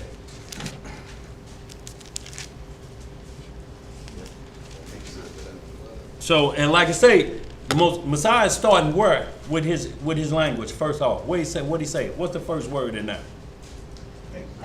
Where do you think from? From your conscience, right? This is what he say. Think up here spiritually first. What he say? Go ahead, read it. Go ahead. I'm sorry. Matthew chapter 5, verse 17. Uh-huh. Think not that I am come to destroy the law or the prophets. See, he said don't even think that. The law or the prophets. Right. So we got all of the prophets in the Old Testament. Don't think that I didn't come to destroy the Old Testament or the law that's contained in the Old Testament. Don't even think it. Let's read some more. I am not come to destroy, but to fulfill. Now they stop there. And notice the only thing they tell you is he fulfilled the law. All you have to ask them, what about part 2, the prophets? Did he fulfill what the prophets wrote about him? He fulfilled Isaiah 53, but has he fulfilled 66? Have he fulfilled that yet? Have he fulfilled Zechariah 8 yet? What about Zechariah 14? Has that been fulfilled? How about y'all so-called rapture? Has that been fulfilled? See, you understand? Now read a little bit more, Zed.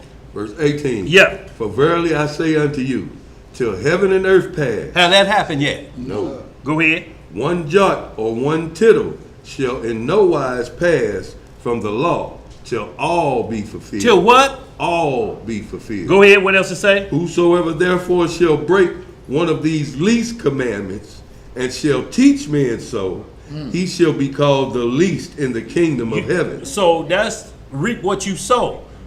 The least commandments. I'm talking about the very small thing you got somebody tricked up on. Man, you ain't never supposed to cut your hair. You ain't never supposed to have a haircut. The least of things, you know what I'm saying? And it says, teach men to break the law and to have a different consciousness about God. He shall be the last one to get in the kingdom. Shalom. If you say that you can break the laws and still get into the kingdom, or you don't have to keep the laws, this is saying totally the opposite. Read some more. What else it say?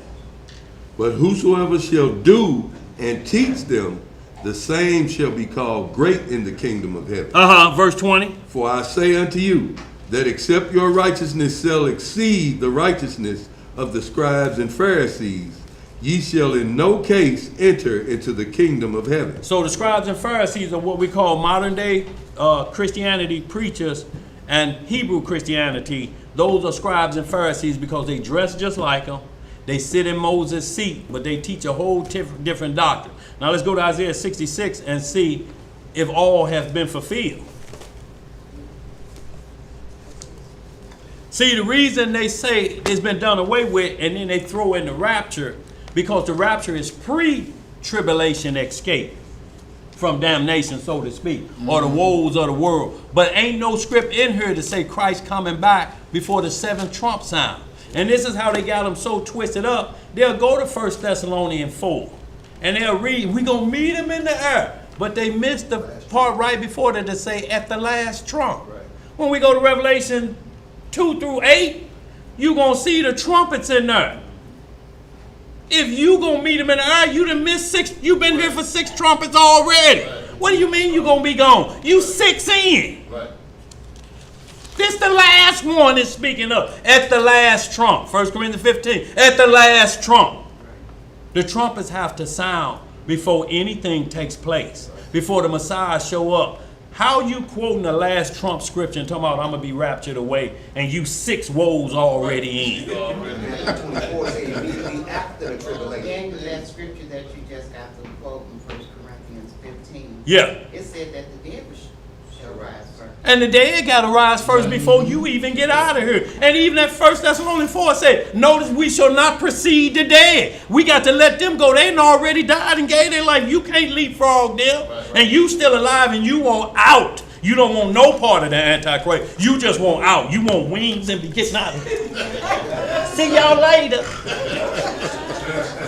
All the movies show, look, now who folding their clothes? And when they flap away naked, because whenever you see them carried away movies, their clothes always neatly folded. They are. Like you just opened up a package of gift or something. And they flapping naked away. No pressure. No pressure. You know how to. Let's get some more of that. Isaiah 66 and 15, the other half of this, and then we'll understand what the Messiah is saying is perfectly, because he has to fulfill everything. It has to be the same Messiah that died on that cross. You know why? Or the Antichrist will slip in there and they say, this who was born of that virgin years ago. Go ahead, who got it? Isaiah chapter 66, verse 15. Yes, sir.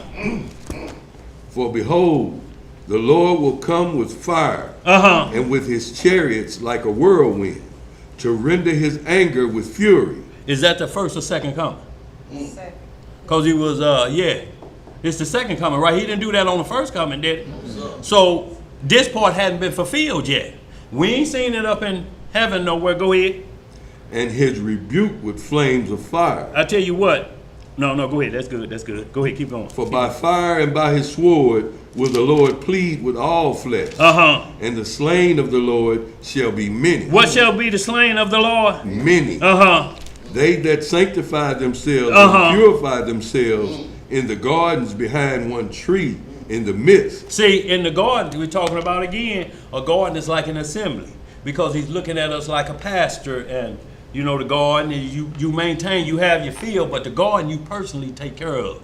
You know, like people have their garden, they personally tend to that solo. They making sure the seeds and everything, they got the right things in there to keep the bugs from eating it up, so that you work the garden. So he's saying they're behind one priest in the midst of the garden. He's calling all the shots. Yeah. And he's saying, I'm the garden keeper, like the Garden of Eden, the tree of life. He's saying, I'm the tree of life. Yeah. But he said, this is how you going to know the difference from that preacher. Go ahead, what else it say? Eating swine's Eating flesh. What? Eating swine's flesh. And the abomination and the mouse shall be consumed together, says the Lord. So anybody saying they're saved and eating swine's flesh, that's Sunday doctrine. That's a lot of doctrine. Not only that, but Muslims won't eat pork, but they'll eat shrimp. It's the same thing, y'all, because it's the same doctrine. They just put a different name on it. And they're saying they're hiding behind this. Now, Geno Jennings won't eat pork, but guess what? He said, my congregation can eat it. Right, he the tree.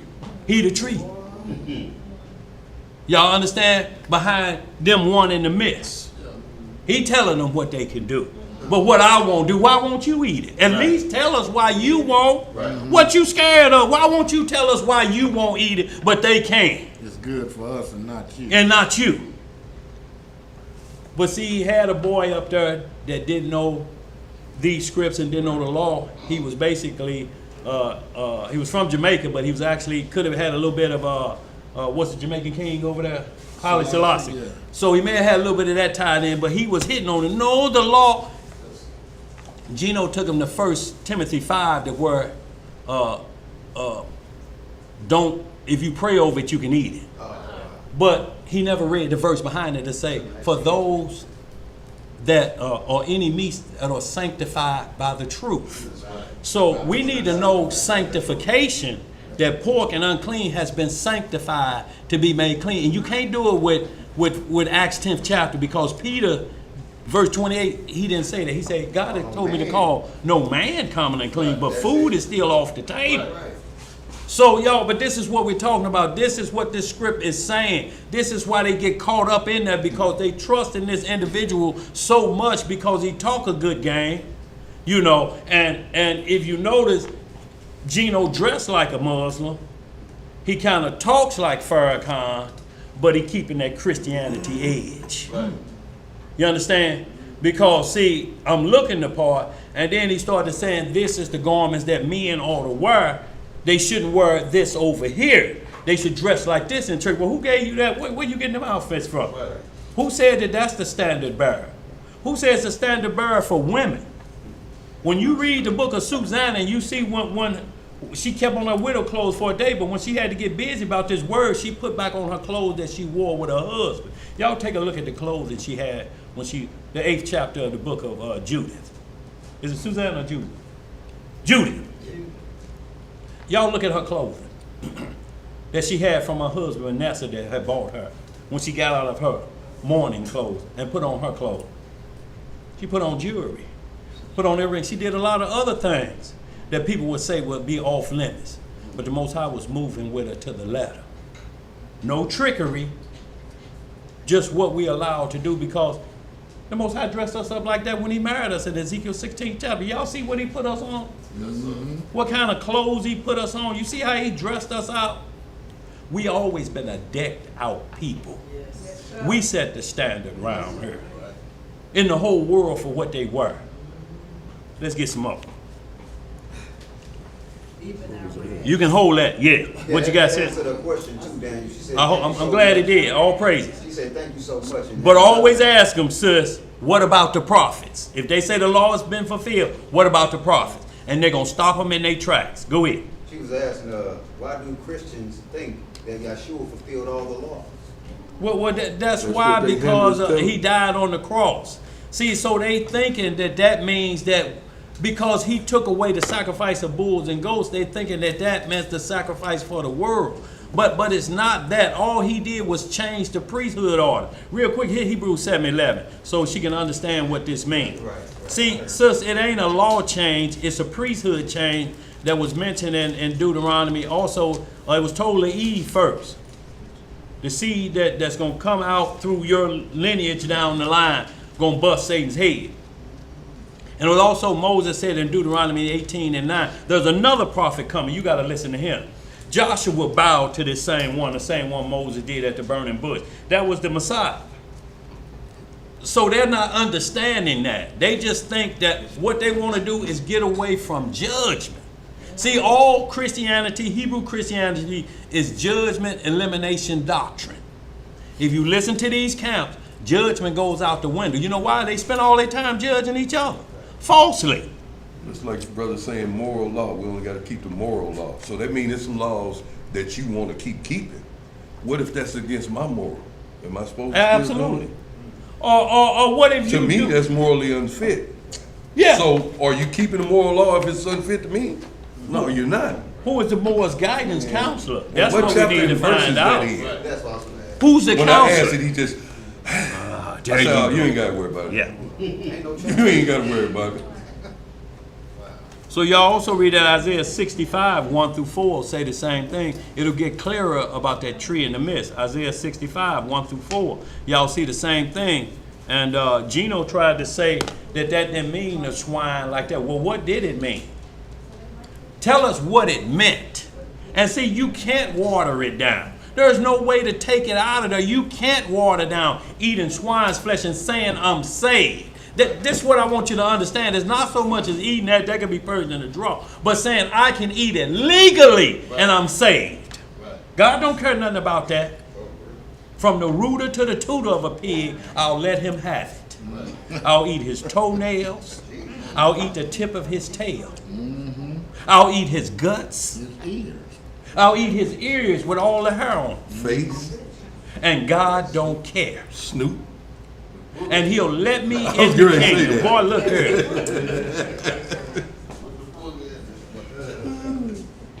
Boy, them snoots do look like just snot boogers on the while they're cooking, they don't. And I'm talking about we got champion cookers. I'm talking about people that boast of champion doodle noodle cookers. My grandfather terrified me of that at 7 years old because he made me eat it. Oh, boy. I never touched one again in my life. Yes, sir. Nurse say he don't remember eating them, but I do.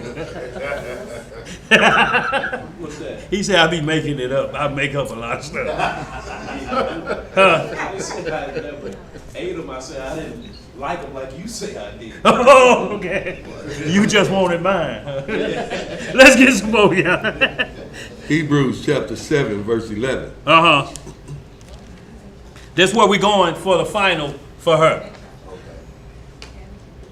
If therefore perfection were by the Levitical priesthood. So now we're getting back to them calling themselves priests. If perfection was by that, go ahead. For under it the people received the law. Yes, sir. What further need was there that another priest should arise after the order of Melchizedek, Uh-huh. and not be called after the order of Aaron? Uh-huh. For the priesthood being changed. What was changed? The priesthood being changed. The law was never changed, like Messiah said. I didn't come to change the law. I came to fulfill all of it. Right. To walk a perfect walk that y'all walk. That was the fulfillment. I can be in y'all same position. I could be in y'all alleys. I could be in y'all jungles. I could be in y'all back streets. I could be in the whorehouse and never sin. Because I'm thinking up here. That's what they said. That's when the Pharisees invited them to their house. We're going to see what he's going to do right here. Bring the best harlots in. I'm talking about the top notch. Get us the stallions. Get us the Cardi B's. Get the top ones up in here. And we're going to see what he say when he come in here. And the first thing happened, them whores dropped to their knees and start wiping his feet with their hair and kissing him, the Messiah. And then they whispered, look at this nigga. If he know what manner of woman that was, he wouldn't be allowing her to do that. Well, you knew what manner she was, and you invited her here, and then you invited me. You know, he looked at me, he said, she been wiping my feet with the tears and wiping with her hair, which is her glory, according to 1 Corinthians 11. And not only that, but giving me kisses. Y'all ain't gave me no kiss. Y'all ain't even offered me a cup of water. Right. But I came just so I can bust y'all heads. Y'all understand? He knew the trick because he said a well man don't need a doctor. Why would I hang around the Pharisees who call themselves doctors and not be around the sinners who sick? Right. I came to heal the sick. Hallelujah.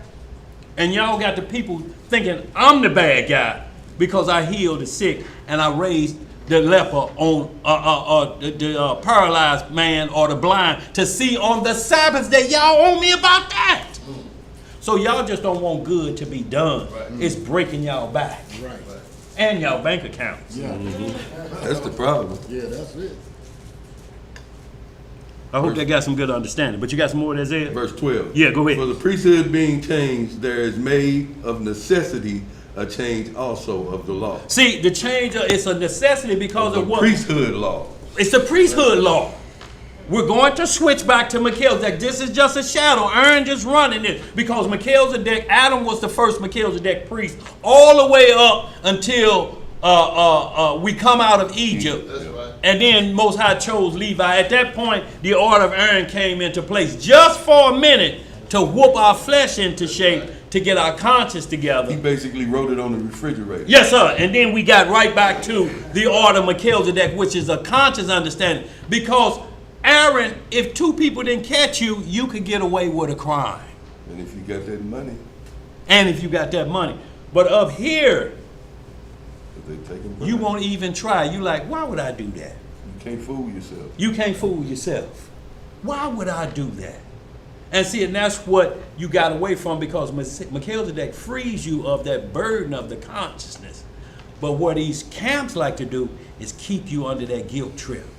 Make you think if you ain't got your fringes on, you breaking the law and ain't understanding. Nobody wore fringes till we got in the wilderness. Mm-hmm. Not only that, but the man did the first 6 days. Was the Sabbath before fringes? Sabbath came way before it, didn't it? Then the man worked 6 days. He worked 6 days picking up sticks. The problem was he went out on the 7th day and did it. So fringes was technically made so you have no excuse for working on the Sabbath. And I'm talking about the labor that you do the other 6 days. But that was just to whip you into shape so that when the Sabbath comes, you know how to preserve your energy and not be wore out. So you start Monday, wore out again. And Monday means you're going to do this at work. And when you hear Jimmy, and Lord, I just want to thank you for all that you have been doing for me. They like, yeah, you better get that prayer on. Yes, sir. Yes, sir, because they want you to finish that prayer down in HR. Right. And what I say, boy, as long as you sleep, you got a job. You got a job, so he did better just stay and sleep. Right.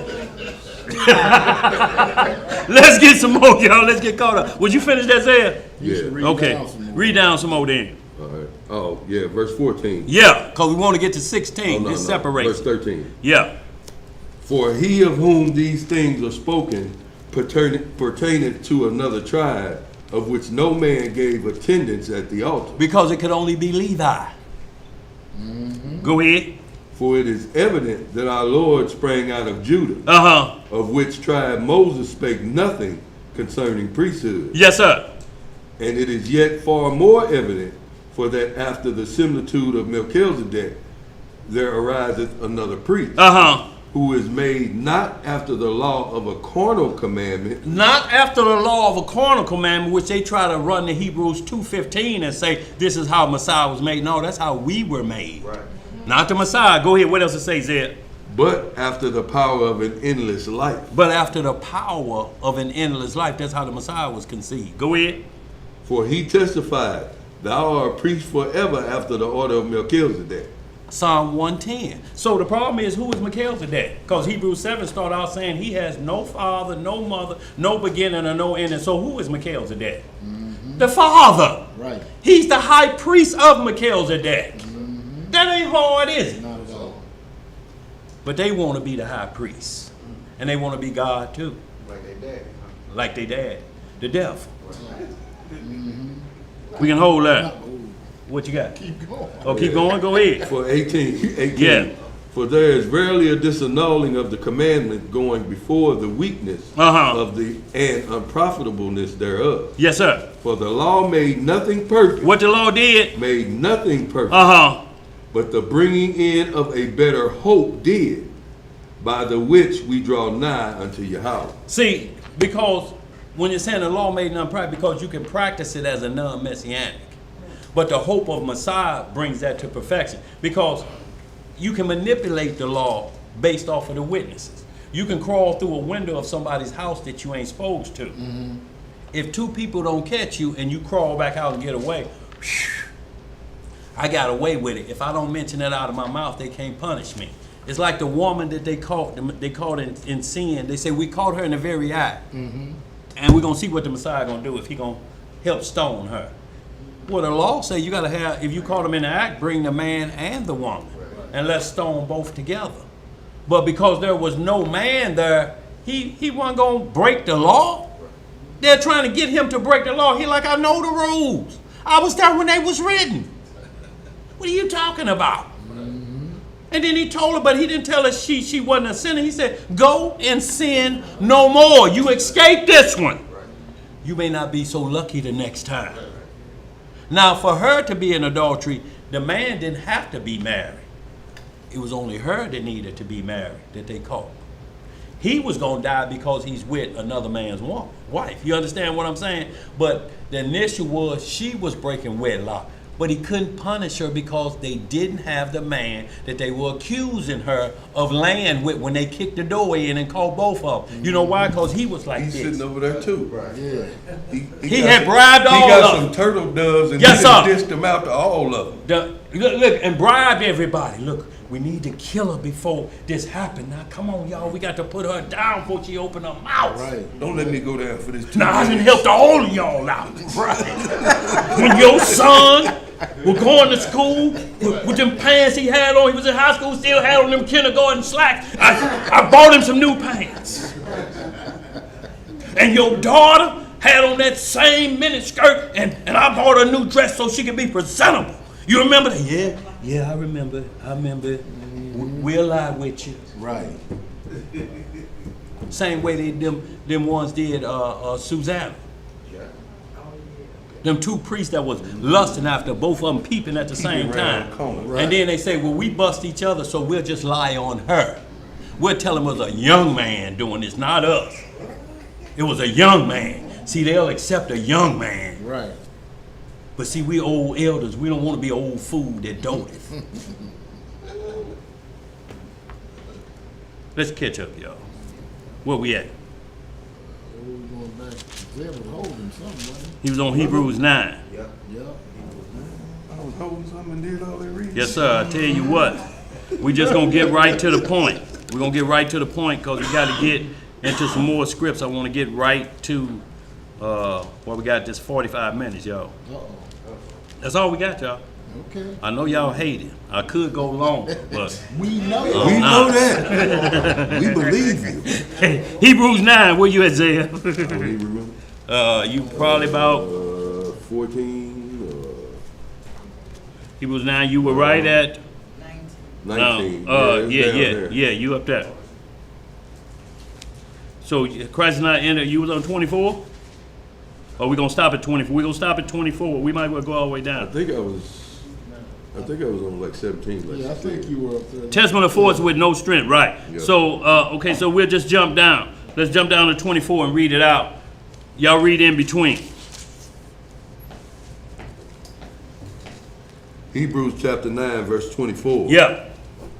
For Christ is not entered into the holy places made with hands, which are the figures of the true, but unto heaven itself, now to appear in the presence of God for us.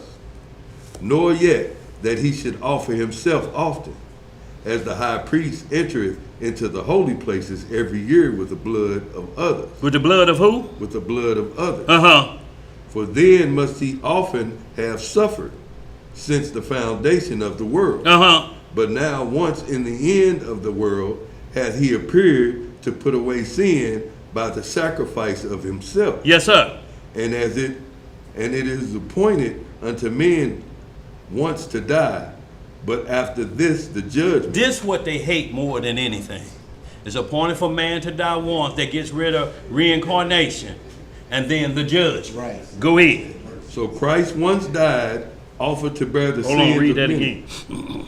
Christ was once offered to bear the sins of many, and unto them that look for him shall he appear the second time without sin unto salvation. And see, you can't misunderstand that he had no sin, but it's saying without sin, without the sin of us on him, that he had to die for us before. He ain't coming back like that. He's not coming back to take on nobody else's sin. It's judgment.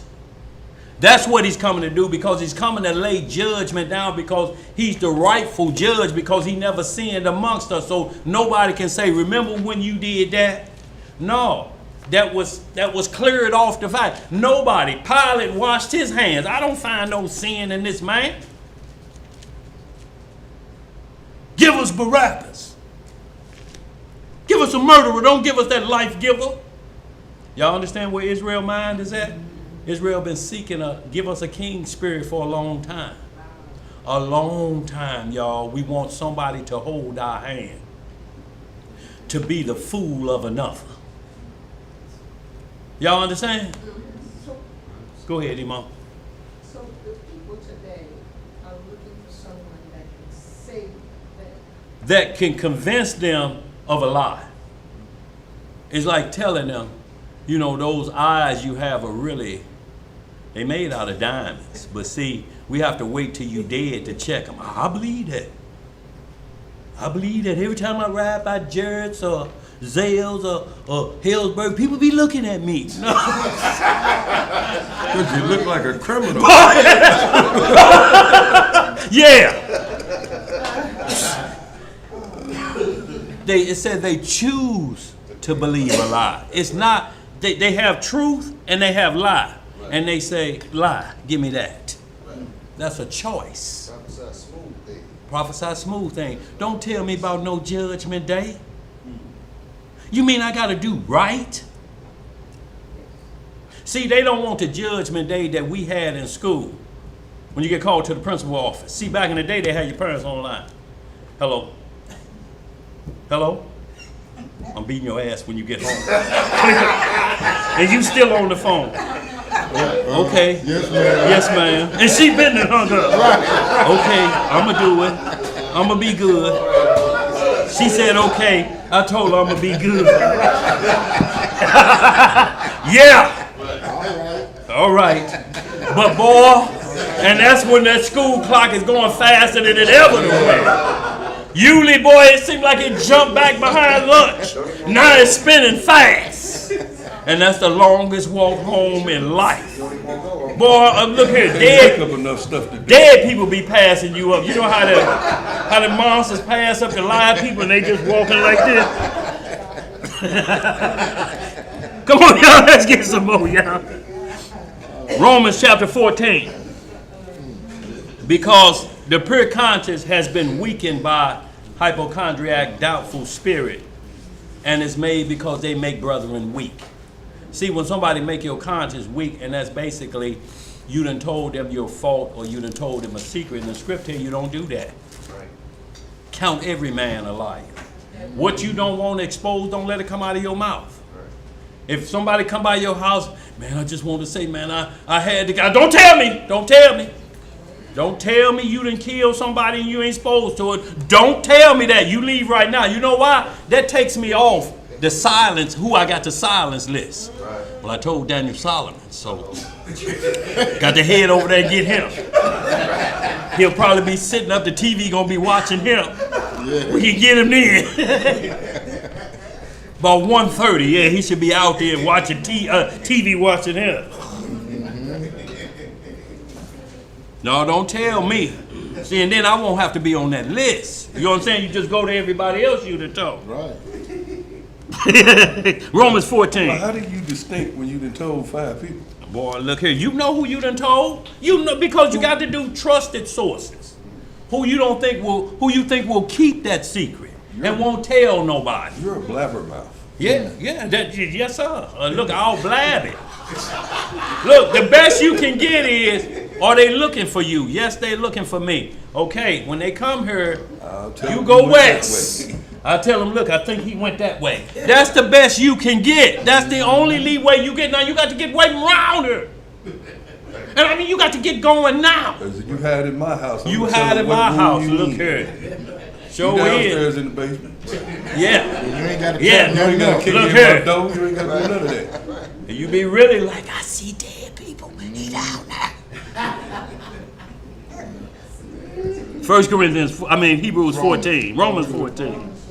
You know it's one of them. Yes, it had to be one of them close to it. Go ahead. All right, family, we're going to be reading in the book of Romans, chapter 14.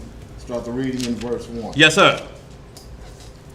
Him that is weak in the faith, receive ye. What you do with him that's weak in the faith? Receive him. That's who we supposed to take in. That's the poor in spirit, y'all. It's not pocket change, y'all. It's first spiritual.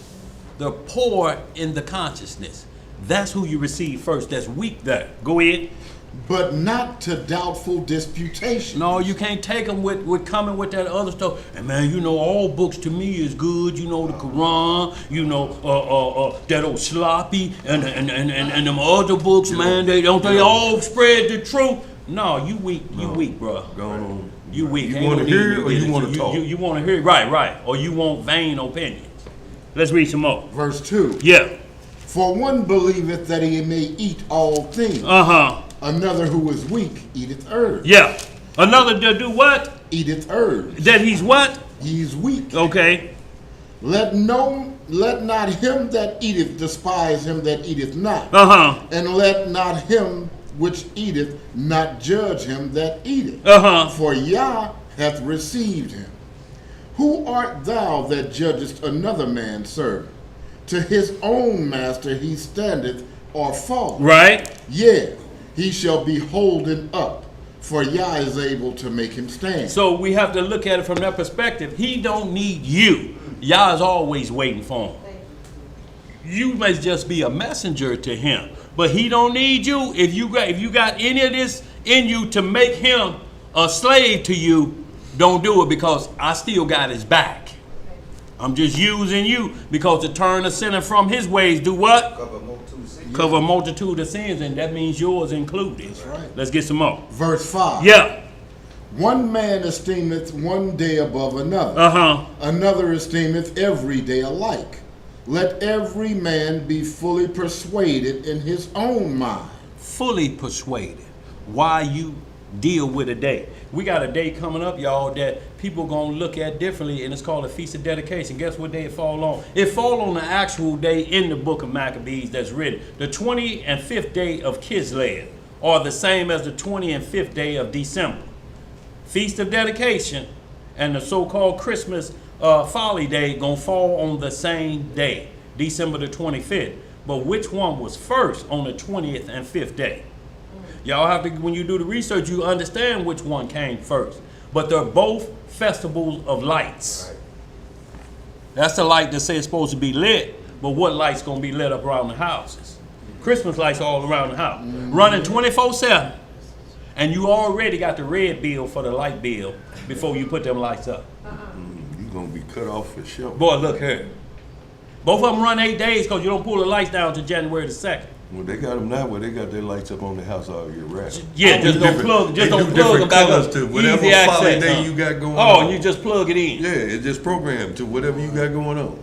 But these only lights we had, y'all. And look, the temple was decked. See, they sing a different song though. Deck the halls with folly. Do they say folly? Yes, they do. Oh, they say holly though. Oh, but folly. See, they should say folly. But what they're doing is they're getting everything out of the Bible and switching it. The decking becomes different. The lights become different. The days are the same, but all we need you to do, instead of 8 days with that, we need you 8 days into this. Right. And notice that was a miracle, because one day of all lasted 8 days on that when the temple was rebuilt.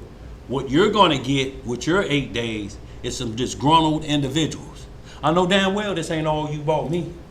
And I bought you them gators, and you go get me this fix your own hair equipment from Big Lots. And you think that's equal? Yeah, you know, them kids, you know, come with a pressing comb and sofa 8 in it too, you know.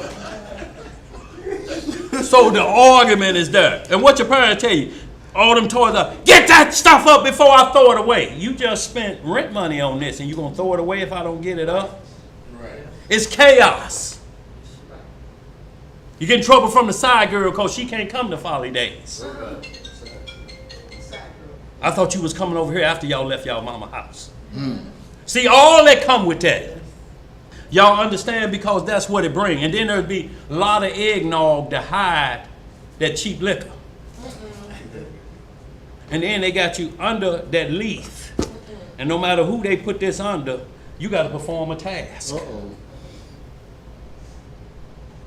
They put this over your head because you like to wear women clothes, and then they put it over Buster Open Jackson right there. And then you got to go in the room with him. It's over your head, you better go. It's crazy. Y'all know what them Folly Days do? Hell, we did them. Yes, ma'am. What say, Mom? What about that? This? No, the cheap liquor is brown. Oh, yeah. Cheap liquor. Well, they got some white cheap too. Look, what is that country but see, club? brown mixed with the brown mixed with that eggnog. Yeah. And see, it got a forceful kick then. You know, you be smiling, but it's kicking at the same time. It's like a toddler with them new white Al Green shoes on. It's dangerous when they start kicking, when you pick them up like this. Yeah, boy. Where we at? The book of Romans, chapter 14 and verse 6. Yeah. He that regardeth the day, regardeth it unto the Most High. And he that regardeth not the day, to the Most High he doeth not regard. He that eateth, eateth to the Most High. For he giveth Yah thanks. And he that eateth not to the Most High, eateth not, and giveth Yah thanks. So what we're talking about is talking about meat or weak consciousness is what it's saying is, because I don't eat meat, I eat herbs, I'm still thanking the Lord for that, because that's what he say we can eat. So you understand what I'm saying? But if one say the other one can't have it in his diet, that's a problem. You know, both are doing it to the Lord. You understand what I'm saying? Both are saying that, well, we can find in the law herbs were our medicine. We can find in here meat was sacrificed and took away sins for us. You know, that after eating the herbs and made us heal, we went and did a crime anyway again with this healed body. So now we got to eat the flesh of the sacrifice to fix our conscience. The herbs is fixing our flesh, but our conscience have to be fixed. Y'all understand what I'm saying? So he's saying both of them is good. We can't judge each other on it, but you can't tell the other one they can't do that. You understand? As long as it's on the list, though. But we can't go off the list, so we can't label each other and say, well, God ain't going to accept you because you don't eat no meat, or God ain't going to accept you because you won't eat no salad with your food. You know, so we can't play games because he say all of it's the same, but what we have to get down to is how does each one heal flesh that's shaping in iniquity. And I'm talking about in bad disease form. You're going to have a balance of both of them because they're both trying to regulate dying flesh. All salads means you're going to have brittle bones. You need protein for this dying flesh. You got to have protein to lift you up. And we got individuals that tell us they was on it for 20 years and went to the doctor. Doctor say, oh yeah, that was a perfect diet, but your bones are so brittle, if you fall down the step, you're going to break up like graham crackers. I got to put you on a 3 red meat eating diet for these next 6 months to get your bones back strong enough to handle this dying flesh. You're good as far as dropping a bomb and things running through and you're cleaned out pretty good, but you're weak. You understand? If we hit you in the chest right now with a hard right hand, if it's sock day, like Zev said, it's going to be death day for you. You know, and it's just that because the protein powers from the meat, powers this dying flesh. No other way can it gain the strength that it needs. Y'all understand what I'm saying? It can't do nothing with the muscle fibers that you need to power pack an individual with dying flesh. But in the kingdom supernatural flesh, we ain't even worried about that because you don't need neither one of them to survive. So while y'all arguing about which one gonna take care of the dying flesh more, it's still going to the grave. Get me to the angels. Which one of y'all ate the perfect diet and you're still alive?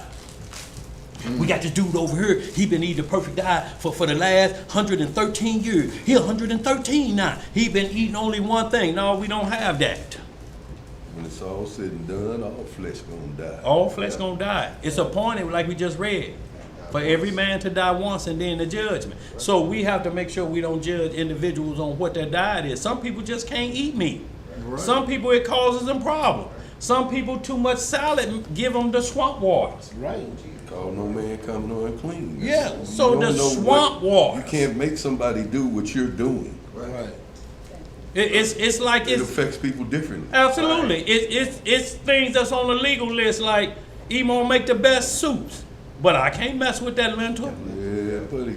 That lentil is a gout problem. He'll be around here limping. Oh boy, I'm talking about I'm gonna get you sucker toe. I'm talking about right there after 3 spoons, and it's so good, and I devoured it, and the part that I was supposed to take home, ate it up on the way home, and paid a heavy price. And wonder why he on the couch. Yeah, but it's legal. Y'all understand? It's legal. So you have to balance out. And that's all we're talking about is a well-balanced diet. Ain't cherries a fruit? Cherries are a fruit. Ain't yes, they sir. good? Yeah. My wife can't eat them. You can't eat them? Boy, you know that's a gout reliever. That mean I can't eat them neither, because if I eat them and kiss her, she's still going to break out. Boy. So it's big toes for you, huh? You got to just wear orthopedic shoes. No, man. Yeah, either wear these shoes or get a divorce. Let's get it, y'all. The book of Romans, chapter 14 and verse 7. Yeah. For none of us liveth to himself, and no man dieth to himself. Yeah.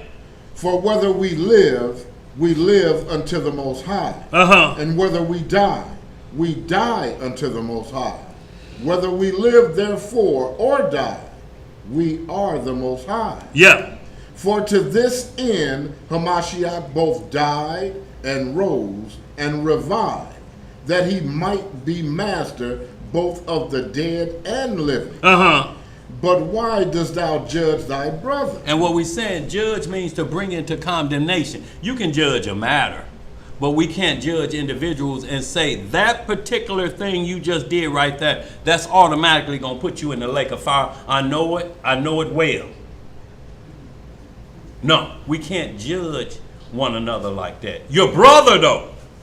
We're not talking about outside or Satan worshipers. We're talking about in-house. Right. This script only deal with in-house. Go ahead. Or why dost thou set at naught thy brother? For we shall all stand before the judgment seat of Hamashiach. Y'all see that? That's the problem they don't want to face. Right. Go ahead. For it is written. For it is what? It is written. As I live, saith the Most High, every knee shall bow to me, and every tongue shall confess to Yahweh. Yes, sir. So then every one of us shall give account of himself to Yahweh. See, you got to give account of yourself. And he say, I try the reins of the heart. That's right. He say, I'm going to start with the intent of the heart. we're going to go back, and Messiah said we go back to the beginning of everything. We're going to go back to the beginning of how this issue happened. We're going back to the very thought of what you thought and how you made a decision, yay or nay. You understand? That's where we're going to start. Because, like always, the choice going to be right there. If you do this, you're going to left field, like Samuel. Go ahead and tell them solemnly that y'all barking up the wrong tree, literally.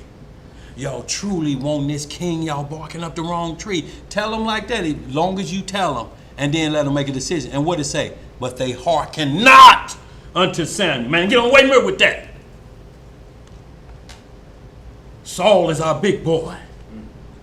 Saul gonna get him, and Saul like, what they hollering? Right. Some about you Your gonna get name. it. I can't hear him from here.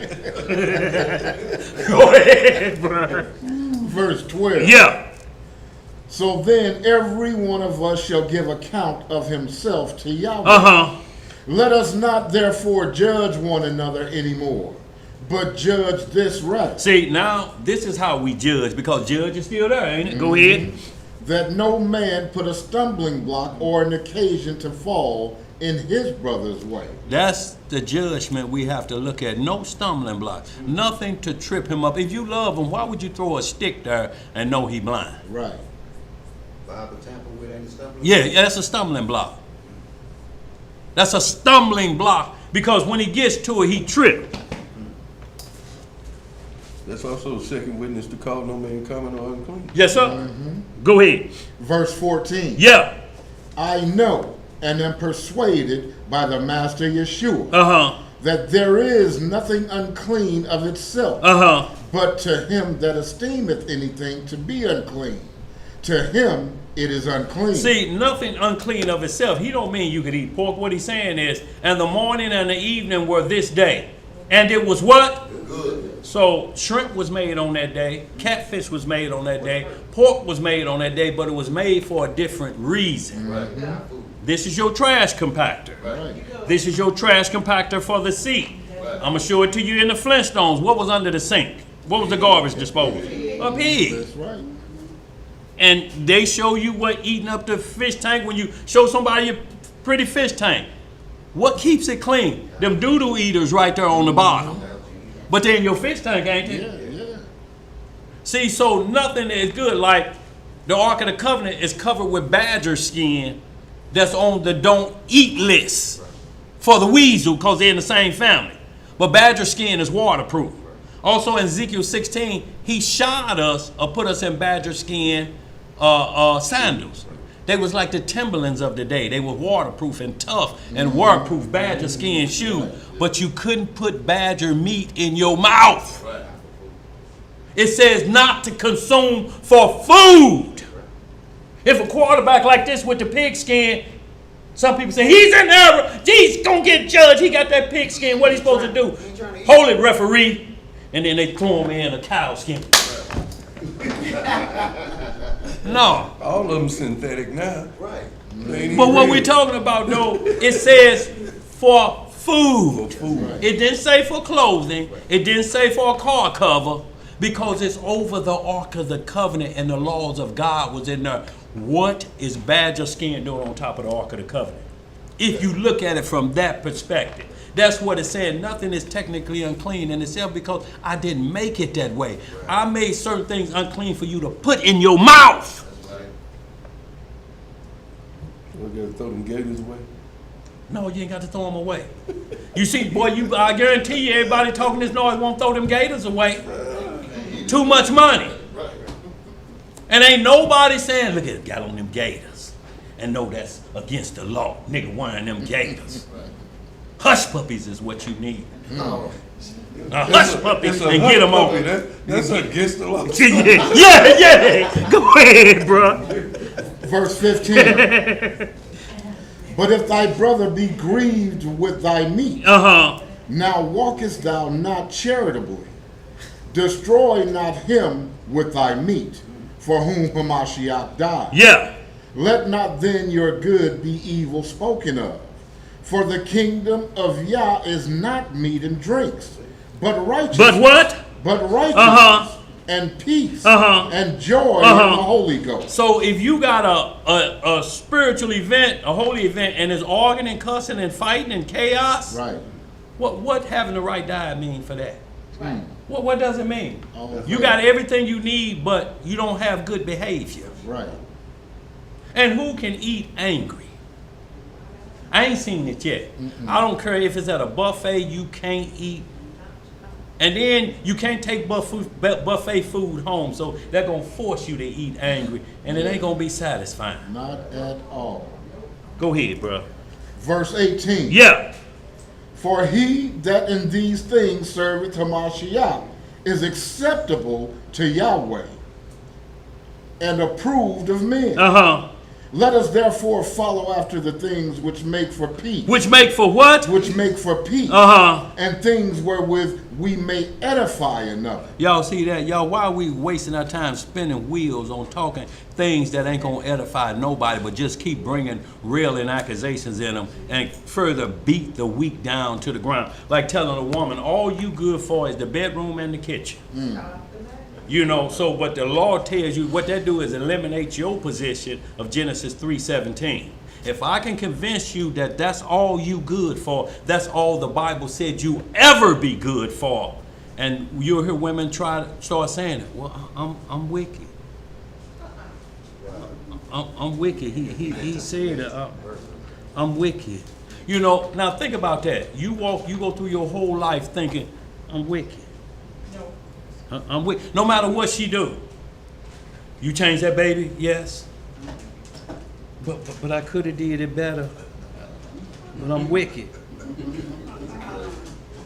You run my bathwater? I could have did it better. It was supposed to be this degrees and it's 1 degree lower. But I'm wicked. And you hear all them camp Negroes do it. The minute they have trouble, it's that wicked woman's fault. If God hadn't created her, I'd be okay. And notice, every one of them always got another brother living with them. I'm not talking about, you know, you just bros, you know, that may be, and say how they work together, whatever, because the script say that. But what I'm talking about is making a law. And where you override the woman that's living in the house and give the man the power in there too. He rules over your woman. The script says a man should leave his father and mother and cleave to his wife, not his partner. But you know what's funny, man, is in the same house. Is I guess I was at one of those, you know, Hebrew things where the brothers got together and they iron sharpened iron. But I heard the brute tell his gal, wife, second wife, whatever. Yeah, this is my brother right here. You treat him just like you treat me. And I'm thinking, damn, does that? Boy, you're setting yourself up. Right. See, in his mind, he was only thinking about fix him the plate the same way I do. He get the best piece of the chicken too. Yeah, I've seen a brother You know. tell his wife. Look, we know it all too well. Right. Took I her heard plate about that and gave too. it to Yeah. another. Yeah.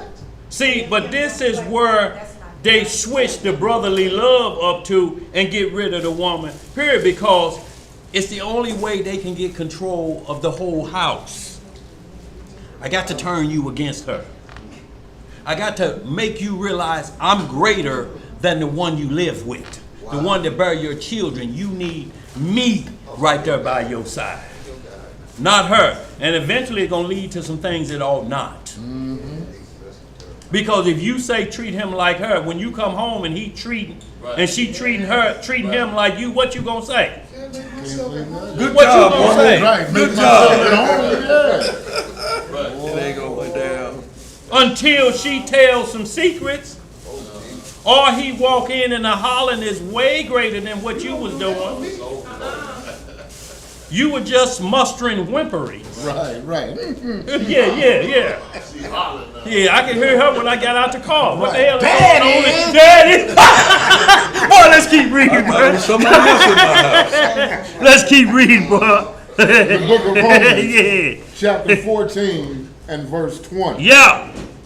For meat destroy not the work of Yah. Uh-huh. All things indeed are pure. Uh-huh. But it is evil for that man who eateth with offense. Yes, sir. It is good neither to eat flesh, nor to drink wine, nor anything whereby thy brother stumbleth, or is offended, or is made weak. So what it's saying is the physical diet, we can't put that like that's going to rule everything and bring you closer to God. Because it ain't. Right. Death is still on the table whether you eat the perfect diet or not. It's still on the table. It don't remove. Ain't nobody had the perfect diet or the perfect health plan and still alive. Right. Let's get some more. Verse 22. Yeah. Hast thou faith? Have it to thyself before Yah. Happy is he that condemneth not himself in that thing which he allowed. And he that doubteth is damned if he eat, because he eateth not of faith. For whatsoever is not of faith is sin. See, and that's talking about Christ, because Christ is faith. And he said, I didn't come to destroy the law or the prophets. So he ain't destroyed no diet. So ain't no, that's still talking, and we're talking about brothers inside the church who we bringing into the fold. This ain't including outside people. This ain't including charlatans, witch doctors, none of them of strange doctrine. This is talking about brothers in the faith of Hamashiach. Because it keep using Christ is spearheading this. And if he's the judge, you don't want to be on the opposite side of that. You can talk about him all you want. You can call him greasy or whatever, but he said if you don't believe Messiah come, John 3:13, you condemned already. Already. Look, ain't no need. Look, you coming to court is just routine for you because you're condemned already. Right. Let's pick it up real quick, y'all. We got about 15 minutes. We cut into that. Sirach, 8th chapter. And then we're just going to go with 1 John 4 after that, y'all. We'll close out. We'll get to Ezekiel next class. I'll put something else together for that. Sirach, 8th chapter.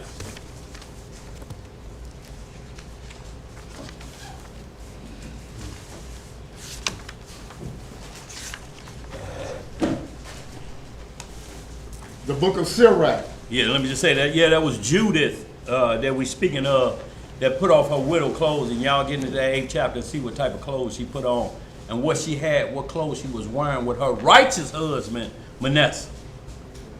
Because they try to control what people wear too. Y'all understand? You can't control what a person wear as long as the assembly, it don't call, it sends uproar and not peace in the assembly. If what you got on causes, if they're causing that, then that's a problem. Right. In the assembly, but there ain't no guideline for modest apparel. You know what the guideline is? She respects her husband with what she has on. If her husband is signed, man, I tried to tell her not to wear them CCs, but man, she wanted to wear them anyway. I ain't gonna say what that means, but we're gonna keep going. I'm pretty sure they know. Yeah, go ahead.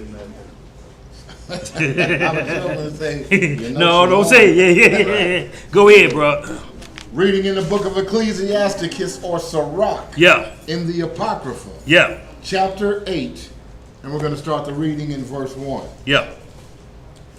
Strive not with a mighty man, lest thou fall into his hands. Be not at variance with a rich man, lest he overweigh thee. For gold hath destroyed many, and perverted the hearts of kings. Strive not with a man that is full of tongue. Full of what? Full of tongue. Always flapping his gums. About nothing. Go ahead. And heap not wood upon his fire. Jest not with a rude man, lest thy ancestors be disgraced. Reproach not a man that turneth from sin, but remember that we are all worthy of punishment. Dishonor not a man in his old age, for even some of us wax old. Rejoice not over thy greatest enemy being dead, but remember that we die all. Despise not the discourse of the wise, but acquaint thyself with their proverbs. For of them thou shalt learn instruction, and how to serve great men with ease. Miss not the discourse of the elders, for they also learned of their fathers, and of them that shall learn understanding, and to give answer as need required. To give answers as need required. When two by say, I got a question out here for the table. Right. That got to be answered. Yeah. Right. Second witnesses come in. You understand what I'm saying? Yes, sir. But when you give respect, you'll just take any answer, whether it's right or wrong. Go ahead. Verse 10. Yeah. Kindle not the coals of a sinner, lest thou be burnt with the flame of his fire. Rise not up in anger at the presence of an injurious person, lest he lie in wait to entrap thee in thy word. Lend not unto him that is mightier than thyself. For if thou lendest him, count it but loss. Count it but loss to a rich man, because a rich man, for one, he shouldn't be asking you for some money. Right. And for you to give it to him, there's a problem. Well, I ain't got my bank book with me. That's still a problem. Right. And you're a rich man. You're in a Rolls Royce and you ain't got no access to no kind of money. And you say give you the toll fee to get through here. You ain't got nothing. You driving this. You got, because when it comes around and when he does get his money and flaunting again or flossing again, and you say, hey man, you still got that toll money, I'll let you. Look at this nigga here. Right. Asking me about this toll money. In front of everybody. Oh, you They want say, that I need that back? back. Yeah, I ain't a rich man. You see them ones. Yes, sir, give me that back too. His grandshorty's gonna be asking for money later. Well, they showed your pockets up. Yes, sir. That wasn't charity. No, they weren't charity, but see, but that's how they'll do you, because they rich and they make you look bad, and then it's like, you didn't loan me nothing. I'll make you. I tell you what, I'm gonna give you $1,000, and they make you like what you did was not a gift in a time of need, because they're embarrassed that they wasn't. They flow showing with all this and didn't have the money to get through the toll, so to speak. It's just a flow show, and then when you ask them about your money, they get angry about your money. And you know, this all the money I had. I told you, this all I got left. Oh, I'm gonna give it right back to you as soon as we get back there. And then don't. And then you call my tell that little old piece of change, Nick. That was my little old piece of change. Right. All I around told here. my coworkers that you gave it to her yesterday over there. That exact same That little old piece of change. Dude gave me $8 a day before payday. Yeah. We got paid. He said, you gonna get my money as soon as we got in. I wasn't about to ask for where my money is. Oh man, here you go tripping, man. All right, man, whatever. It ain't even much time. Yes, to sir. ask for the money. And if we was continuing that, right, see? I'm like, He could never get it again. Right, but we gonna hold that, Ariel. But if y'all read 13 on down, that's why I'm saying you can't be a surety for anybody. Everything you give, you got to be ready for it to be lost or gone. Know why? Because they could die that evening. And if nobody else know what the deal was, you can't get it out of them out the coffin. You know, so that's what it's saying. When you're a surety, that means do not give anything away that you cannot afford to lose. A surety is, I'm gonna take the loss for you. Then that means that's exactly what I do. If I lend this to you, I'm prepared to lose it. That's the surety. That's all you get. And I can't charge you double back for it. Or I can just give you what I can afford. You need $300? I got $38.72. Will that help? Right. What they gonna say? They gonna hum a little bit? $38.72. Will that help? That's all that I can. Oh man, you got it. $38.72. That means all you got to get is 200 and y'all know the math, 25 or something. man, that's what my partner was saying yesterday. He said, man, he just had $2,000 yesterday. This $8 I owe him ain't nothing. He's got it. That's why I say don't be a surety. Because now think about that. If you co-sign for somebody and they don't make the payments, who they coming to? And they gonna sue who? To get what? That's what we're talking about. That's why I say don't be a co-signer. How you driving a Ford Focus and you finna co-sign for a Lexus? But it's an old Lexus. Okay, yes sir. Lexus is Lexus. As personal property tax, it don't go down. Right. Hold that, give me some Sirach 14. Just a little bit, y'all. We're gonna get ready to close out of here. It's almost 4:30. We got 7 minutes. And still owe me $200. You ain't Boy. burying him with that ring on. Boy, look here. Said, what you say? You ain't gonna bury him with that ring on? Yeah, gotta have that. What verse you start at, Daniel? Verse 1. All right. And we're just going to read down to 8, Boaz. Was it 14? Yeah. Ecclesiasticus chapter 14, verse 1. Uh-huh. Blessed is the man that hath not slipped with his mouth. See, that's 144,000 y'all read in Revelation 7, Revelation 14. No guile in the mouth. That's what it means, a slip of the mouth. No guile. I never tricked anybody with what I'm saying. Right. I was true to the point. Like I say, $38.72, even though you just seen me have a wad of money, this what I can loan you. I don't have to tell you what the rest of this money for. Right. Hell, I may owe this to somebody else that's in this pocket. Exactly. You can't be pocket watching. Right. Let's get some more. And is not pricked with the multitude of sin. Blessed is he whose conscience has not condemned him. And who is not fallen from his hope in the Lord. Judas Iscariot conscience did that to him. Whose conscience hath not condemned him. His conscience condemned him. That's why he went and hung himself. See, when your conscience condemn you, you'll kill yourself. Because you think I won't face judgment or I escape judgment. You just rush into judgment. That's all you do. That don't take judgment day off the table because you say, I'm going to fix my crime. Yeah, Mom. Go ahead. Yeah, you can fix me something, Mom. Just make sure I get it this time. Just put it at about 2 by. I'll make sure I get it. Okay. Yeah. I'll make sure. Yeah. 2 by was eating good and yes, sir. And I'm sorry. Made multiple deposits in the Mississippi. I'm like, what that salad? Emar said, I don't remember it. But go ahead. Go ahead. Verse 3. Yeah. Riches are not comely for a nigger. For who? For a nigger. And what should an envious man do with money? So now when we talk about coming by bread and milk with no money, when the Most High talk about this word, a nigger will try to keep the goodness from you so that he's scared you may get above him, so he only teach you certain things.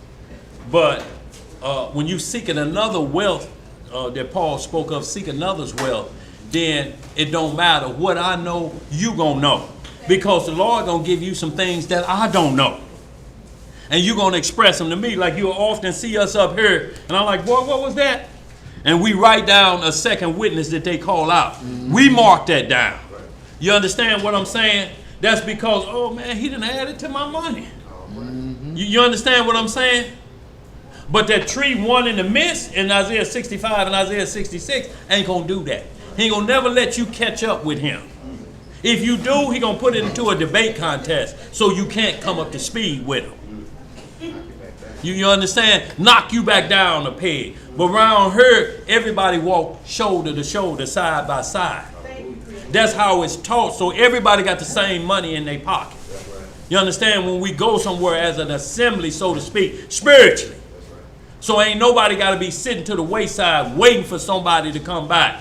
You know. It's like giving somebody, you going, oh man, come on, go out with me, man. Don't worry about you ain't got no money, man. I got you the whole night. Well, you supposed to give me the money for my drinks if you going to say, well, I got you the whole night. Well, look, just get, I ain't going to drink no more than 2 drinks. Here, $10. So what this means is you can't buy no gal, no drink. Yeah, I ain't been out in a while. That's one drink.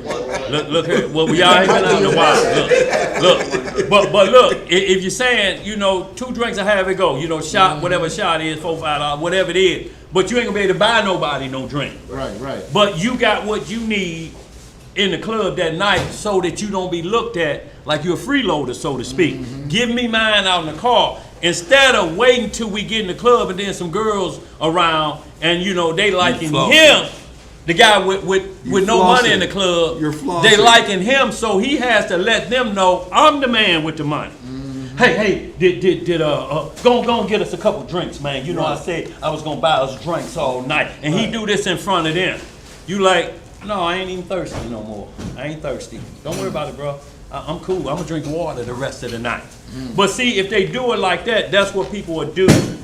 We've seen these camp people do individuals like that in the course of a discussion. Knock another one a peg down so that people won't listen to him. Right.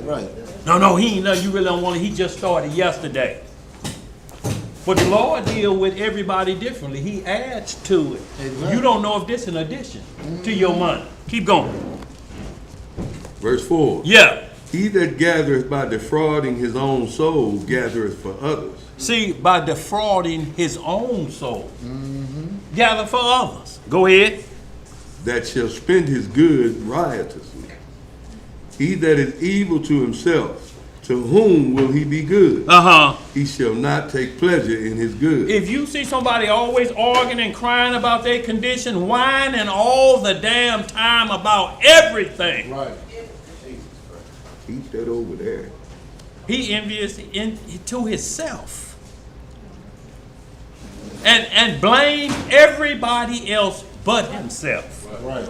It's their fault. It's their fault. They wicked. All the people should have been there and it wouldn't have got so wicked. It's their fault. Never mind what I was doing. I was counting socks. Right. And mating them together. I was busy. I couldn't be there. Right. Right. It's y'all fault y'all wasn't there. Even though she belonged to me, it's y'all fault. I ain't gonna even go there. I'll save it for later. What else say? Go down to verse 8. Verse 6. There is none worse than he that envieth himself, and this is a recompense of his wickedness. What is it? A recompense of his wickedness. And if he doeth good, he doeth it unwillingly. And at the least, he will declare his wickedness. See, at the last, he'll declare his wickedness. He'll tell you, I got you. I fooled you. Right. At the last, after he done got you. Who want to hear that? Go ahead. What does that verse 8 say? The envious man hath a wicked eye. He turneth away his face and despiseth men. So we can hold out on that one, y'all. So we'll finish up with this 1 John 3. Short verse, and we're going to close on out. That in the 2 Corinthians, y'all, we'll do that. We'll add a little homework to that. And we'll get back at that because that's very good. This, I got a question after that. I tell you what, we'll go 2 Corinthians 13. Let's do that. And if we get through that real quick, nobody talking. Or we just do the 1 John 3 and 4. We'll come back to those. But let's get to 2 Corinthians 13. We'll close out, y'all. It's only a few verses. About that question. I What's the question, Tubai? 1 minute, I got to scroll through it. Okay. So once again, y'all, we're going to have instructions final for Christ. And the rules are in the law. See, when you hear anybody say the law, God fixed all our sins and then point out a sinner, then that's a problem. Because what they're doing is they're still saying what's been wiped away. I'm pointing at you and say you're still doing it. Well, it's been wiped away. How is it wiped away from you and you still pointing it to me? If it's wiped away, it's wiped away. Right.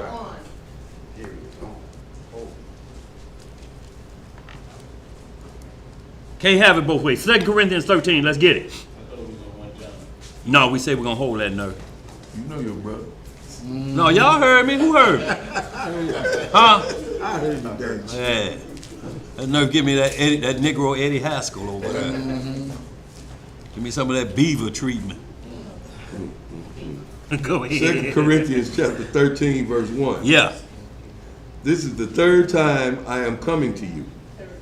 In the mouth of 2 or 3 witnesses shall every word be established. Yo, them the rules. Deuteronomy 17:5 say the same thing. Deuteronomy 5, the mouth of 2 or 3 witnesses, let every matter be established. And you could be your own witness because your conscience is a witness and your handwriting. So tell us what you said verbally. We're going to record it. Now sign your statement. Those are 2 witnesses against yourself. You understand what I'm saying? And that's what they have to do. They always say, tell me verbally, and then sign your confession. Let's get some more. Verse 2. Yeah. I told you before and foretell you as if I were present the second time. And being absent, now I write to them which heretofore have sinned, and to all others, that If I come again, I will not spare. I will not do what? I will not spare. Uh-huh. Since ye seek a proof of Christ speaking in me, which to you word is not weak, but is mighty in you. And this is Paul talking to these people that hate his doctrine. He said, I'm speaking to y'all. See, next time I talk to y'all, it ain't going to be pleasant. It's going to be like the second coming of Messiah. I'm going to let you have it. Mm-hmm. And don't need me keep sugarcoating it with you no longer. Let's get some more. Verse 4. Yeah. For though he was crucified through weakness, yet he lived by the power of Yahweh. For we also are weak in him, but we shall live with him by the power of Yahweh toward you. Uh-huh. Examine yourselves. Do what? Examine yourselves. Uh-huh. Whether ye be in the faith, prove your own selves. Prove who? Your own selves. Uh-huh. Know ye not your own selves, how that Yahweh HaMashiach is in you, except ye be reprobates. Except ye be reprobates. You know, so that's what he's saying. Christ ain't in you if you reprobate. So you Romans 1:20, if you 1 Corinthians 6:9, he can't be in you. It's impossible for him to be in you and you practicing the felony list with no shame. This is what I want y'all to understand. I'm not saying if that was done. What I'm talking about is currently practicing that felony list and don't care what God say, have not examined yourself. If you keep saying I'm a work in progress or things like that, you ain't examined yourself. You're not a work in progress. That's not a work in progress. It's either stop or keep going. Work in progress means lukewarm. I want y'all to excuse me if y'all heard it came up again. So I'll be off the deacon list. Ain't no need putting me on there because I know me. I'm subject to go off at any time. I'm subject to run across the street and kill somebody. I'm still a work in progress, though. No, ain't no work in there. Ain't no work in progress. It ain't no progress. No, it ain't no progress. What it is, it's like a 12-step program. Hi, I'm Willie and I'm an addict. See, even though you ain't been on it for a year and a half, you still label yourself an addict because you're looking for the failure to come. Right. And I already done told y'all failure may come. Well, you can't do that in this doctrine. That's what those commandments of men do. They keep telling failure will come. That's why they get them to tell your secrets to them, and that's what's eating your conscience alive, that I told him that, and I shouldn't have told him that. He said we was blood brothers, and I told him my secrets. That's on you to tell him them things, because the script tell you don't reveal things you don't want told out of nobody else's mouth but yours. I don't care how it sounds. Do not open your mouth and tell nothing you want somebody to show up in court and tell against you. Because look, our little sister that got in trouble, the final nail in the coffin was her cell phone. And her conversation of her cell phone. Like, we don't care what you saying. We know what you was thinking. And y'all, this is why we have to be careful with this. Before you hit sin, look at it again and erase it. I don't care if it's jokingly, if that may hurt their feelings. Let me erase that. Right. And just put ha ha LOL and hit sin on that. That's the best you should do, because if you don't, they coming for it. Was you over there or you lying? I ain't lying. Your phone Where your phone over at? there. Right. Ain't this you? Try to change your face. Kind of look like me, but that ain't really me. Shit. Go ahead, bro. What you say, Sid? And don't be searching everything in your phone. Everything. Everything. Don't click on things. Thank you. Go ahead, bro. Finish this out. Verse 6. Yeah. But I trust that ye shall know that we are not reprobates. Reprobates. Now I pray to Yahweh that ye do no evil. What kind of evil? No evil. Not that we should appear approved, but that ye should do that which is honest, though we be reprobate. Be as reprobate. So it's saying, look, don't do nothing. Don't put yourself in that position. You don't have to. Because, you know, yeah, they may look as a reprobate, but we ain't. So don't put yourself in a situation you can't get out of. Don't take, Jake said the other time, don't take no penitentiary chances, y'all. Why? Don't believe them lies you can do 25 standing on your head. And I'm talking from a spiritual perspective. Man, I can mess with the devil 25 on my head, man. The devil know me. He know better. Right. Okay. Go ahead. Verse 8. Yeah. For we can do nothing against the truth, but for the truth. Y'all hear that? You can do nothing against the truth, but for the truth. Go ahead. For we are glad when we are weak, and ye are strong. And this also we wish, even your perfection.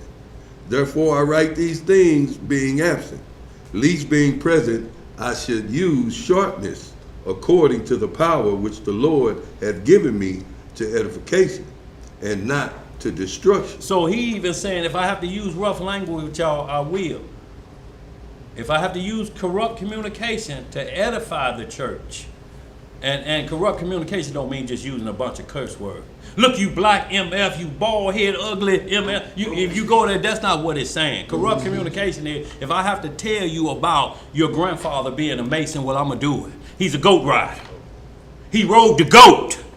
Do I need to show you things? He follows the light, the morning star, not the bright and morning star. What? Let me show you his manual, what he believed. Put this down here. Let me show you the instructions, Albert Pike, the instructions, page 225. When you get to the 30th degree through the 33rd degree, you have to acknowledge Lucifer as God. What degree you say your granddaddy was? 32nd, he told me. Well, that's what it is. I got to be sharp with you because you got respect for your grandfather because he bought you a new car. He bought you this, he bought you that, but the dark side can't cover for that. Y'all understand what I'm saying? Because most Christianity preachers are Freemasons. Y'all got to do is just drive through the parking lot and just look at the back of the cars. You'll see them. So the doctrine always going to be giving the light to another individual. Not the bright and morning star, but the morning star they're going to keep promoting. Because you ask them, you ain't supposed to be no Freemason. You done read that somewhere in the book. I ain't talking about somewhere in the book. I'm asking you, what are you straight out? See, you're weak and you're low in spirit. You ain't up high.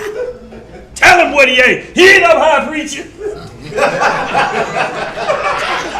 Go ahead and finish that out, bro.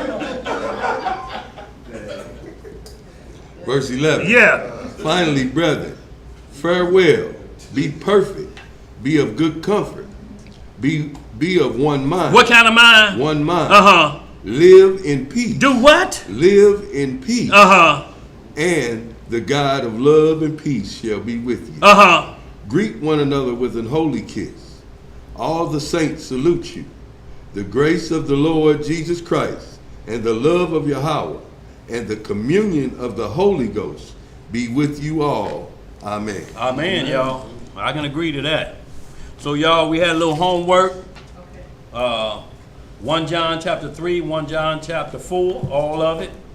But the the Ezekiel 44 and Ezekiel 48 that winds up with the mystery that was spoken of in 1 Tim 3 and 9, Revelation 21, the mystery of the marriage supper of the Lamb. We'll go over that, y'all.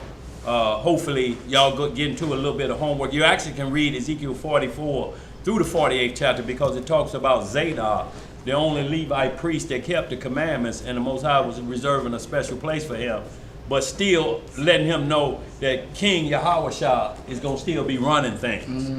You know, but I made him an inheritance, so I got to keep his inheritance. And then you'll look at Ezekiel 48. When you get there, you'll see the names on the gates of Israel in Ezekiel 48. And then you look at Revelation 21, the name on those gates will match up exactly the same in Revelation 21.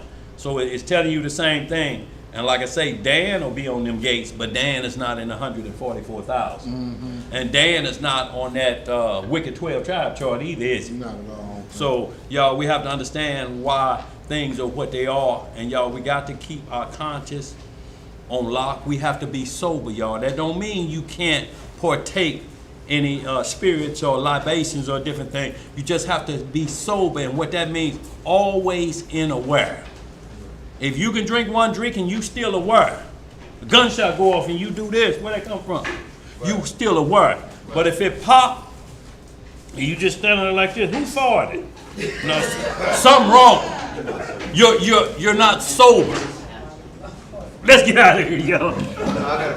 Go ahead, brother. Y'all had a question about Sirach 14:3, and it says, "Riches are not comely for a niggard." Yeah. And what should an envious man do with money? Well, a nigger. Well, when a nigger is not. Shalom, Sister George. Well, nigger, when you look it up, it means extremely stingy. Right. So that's what they called us. That's why we got the name niggers, because we were extremely stingy in Israel with the law of God, and with niggers now, black Hebrew Israelites, because they don't want to share the gospel with no other nation. So they're niggardly, and what they're going to do is strip you, being another Israelite, and put you in the kingdom, and you're going to be serving them. See, that's niggardly behavior. You know. So that's when you look up the word niggardly, it'll say extremely stingy. Even stingy to yourself. We had one boy used to say, you better treat yourself and don't cheat yourself. But he was treating himself with bill money. Now you can't do that. That's why they say every paycheck, take something out for yourself. Whether you save it or buy yourself some, but still have your bill money. You can't treat yourself in gaiters and fancy garments of Egypt on Saturday night at the club, and then Monday you in the dark trying to talk to the electric man in them fancy gaiters. Right. See, player, I could have took these down there and cashed these in and paid the bill, but I didn't. No, ain't gonna be none of that. That's what the deal is. If she's asking what the niggardly mean, look it up. It means extremely stingy, and stingy to oneself. Go ahead. I got one more. She trucking ass Shalom family. I've been having the same dream since the age of 11 of the world having a great war. Does this mean anything? Does the dream of teeth falling mean death in the family, or is that a myth? Teeth falling? Well, they got some guy, comedian on now trying to interpret dreams, but read Deuteronomy 13th chapter and Sirach 34 will explain dreams to you. If your teeth falling out, if you're having dreams of that, then you have to ask the spirit, what does that mean? Because a lot of people say it means different things. They may have 20 different things from that. You know what that means. You know, teeth falling out. Because if you ask me, I can make up anything. You know, I can tell you, you know, you've been eating in your sleep. You know, you go into the refrigerator at night. Have you been walking? You know, do you feel like you be tired in the morning? And see, they'll go for that. Because I can tell them anything, y'all understand? But go to Sirach 34th chapter and it explains dream. The Most High would never tempt you.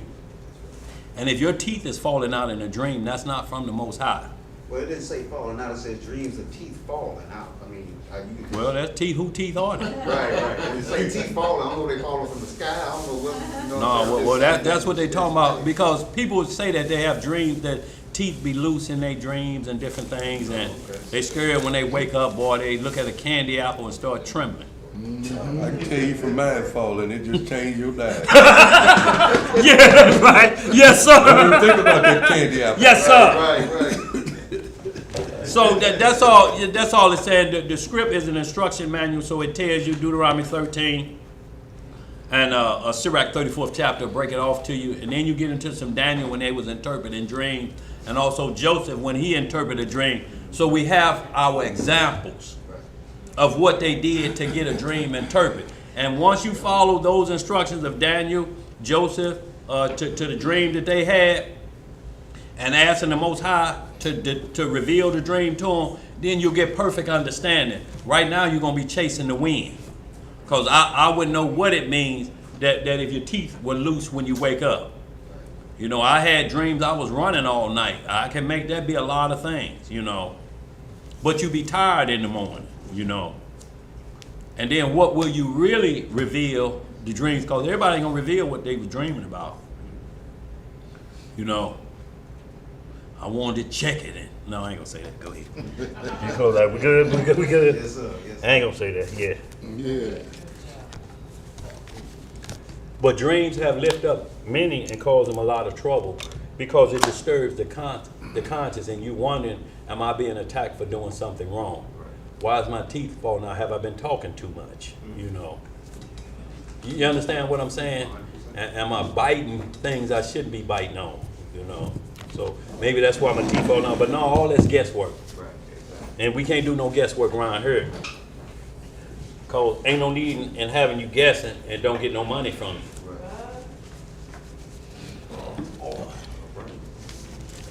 All right, family. We're going to get this closing prayer. And it is with the Most High's permission. What you talking about, Sister Boy?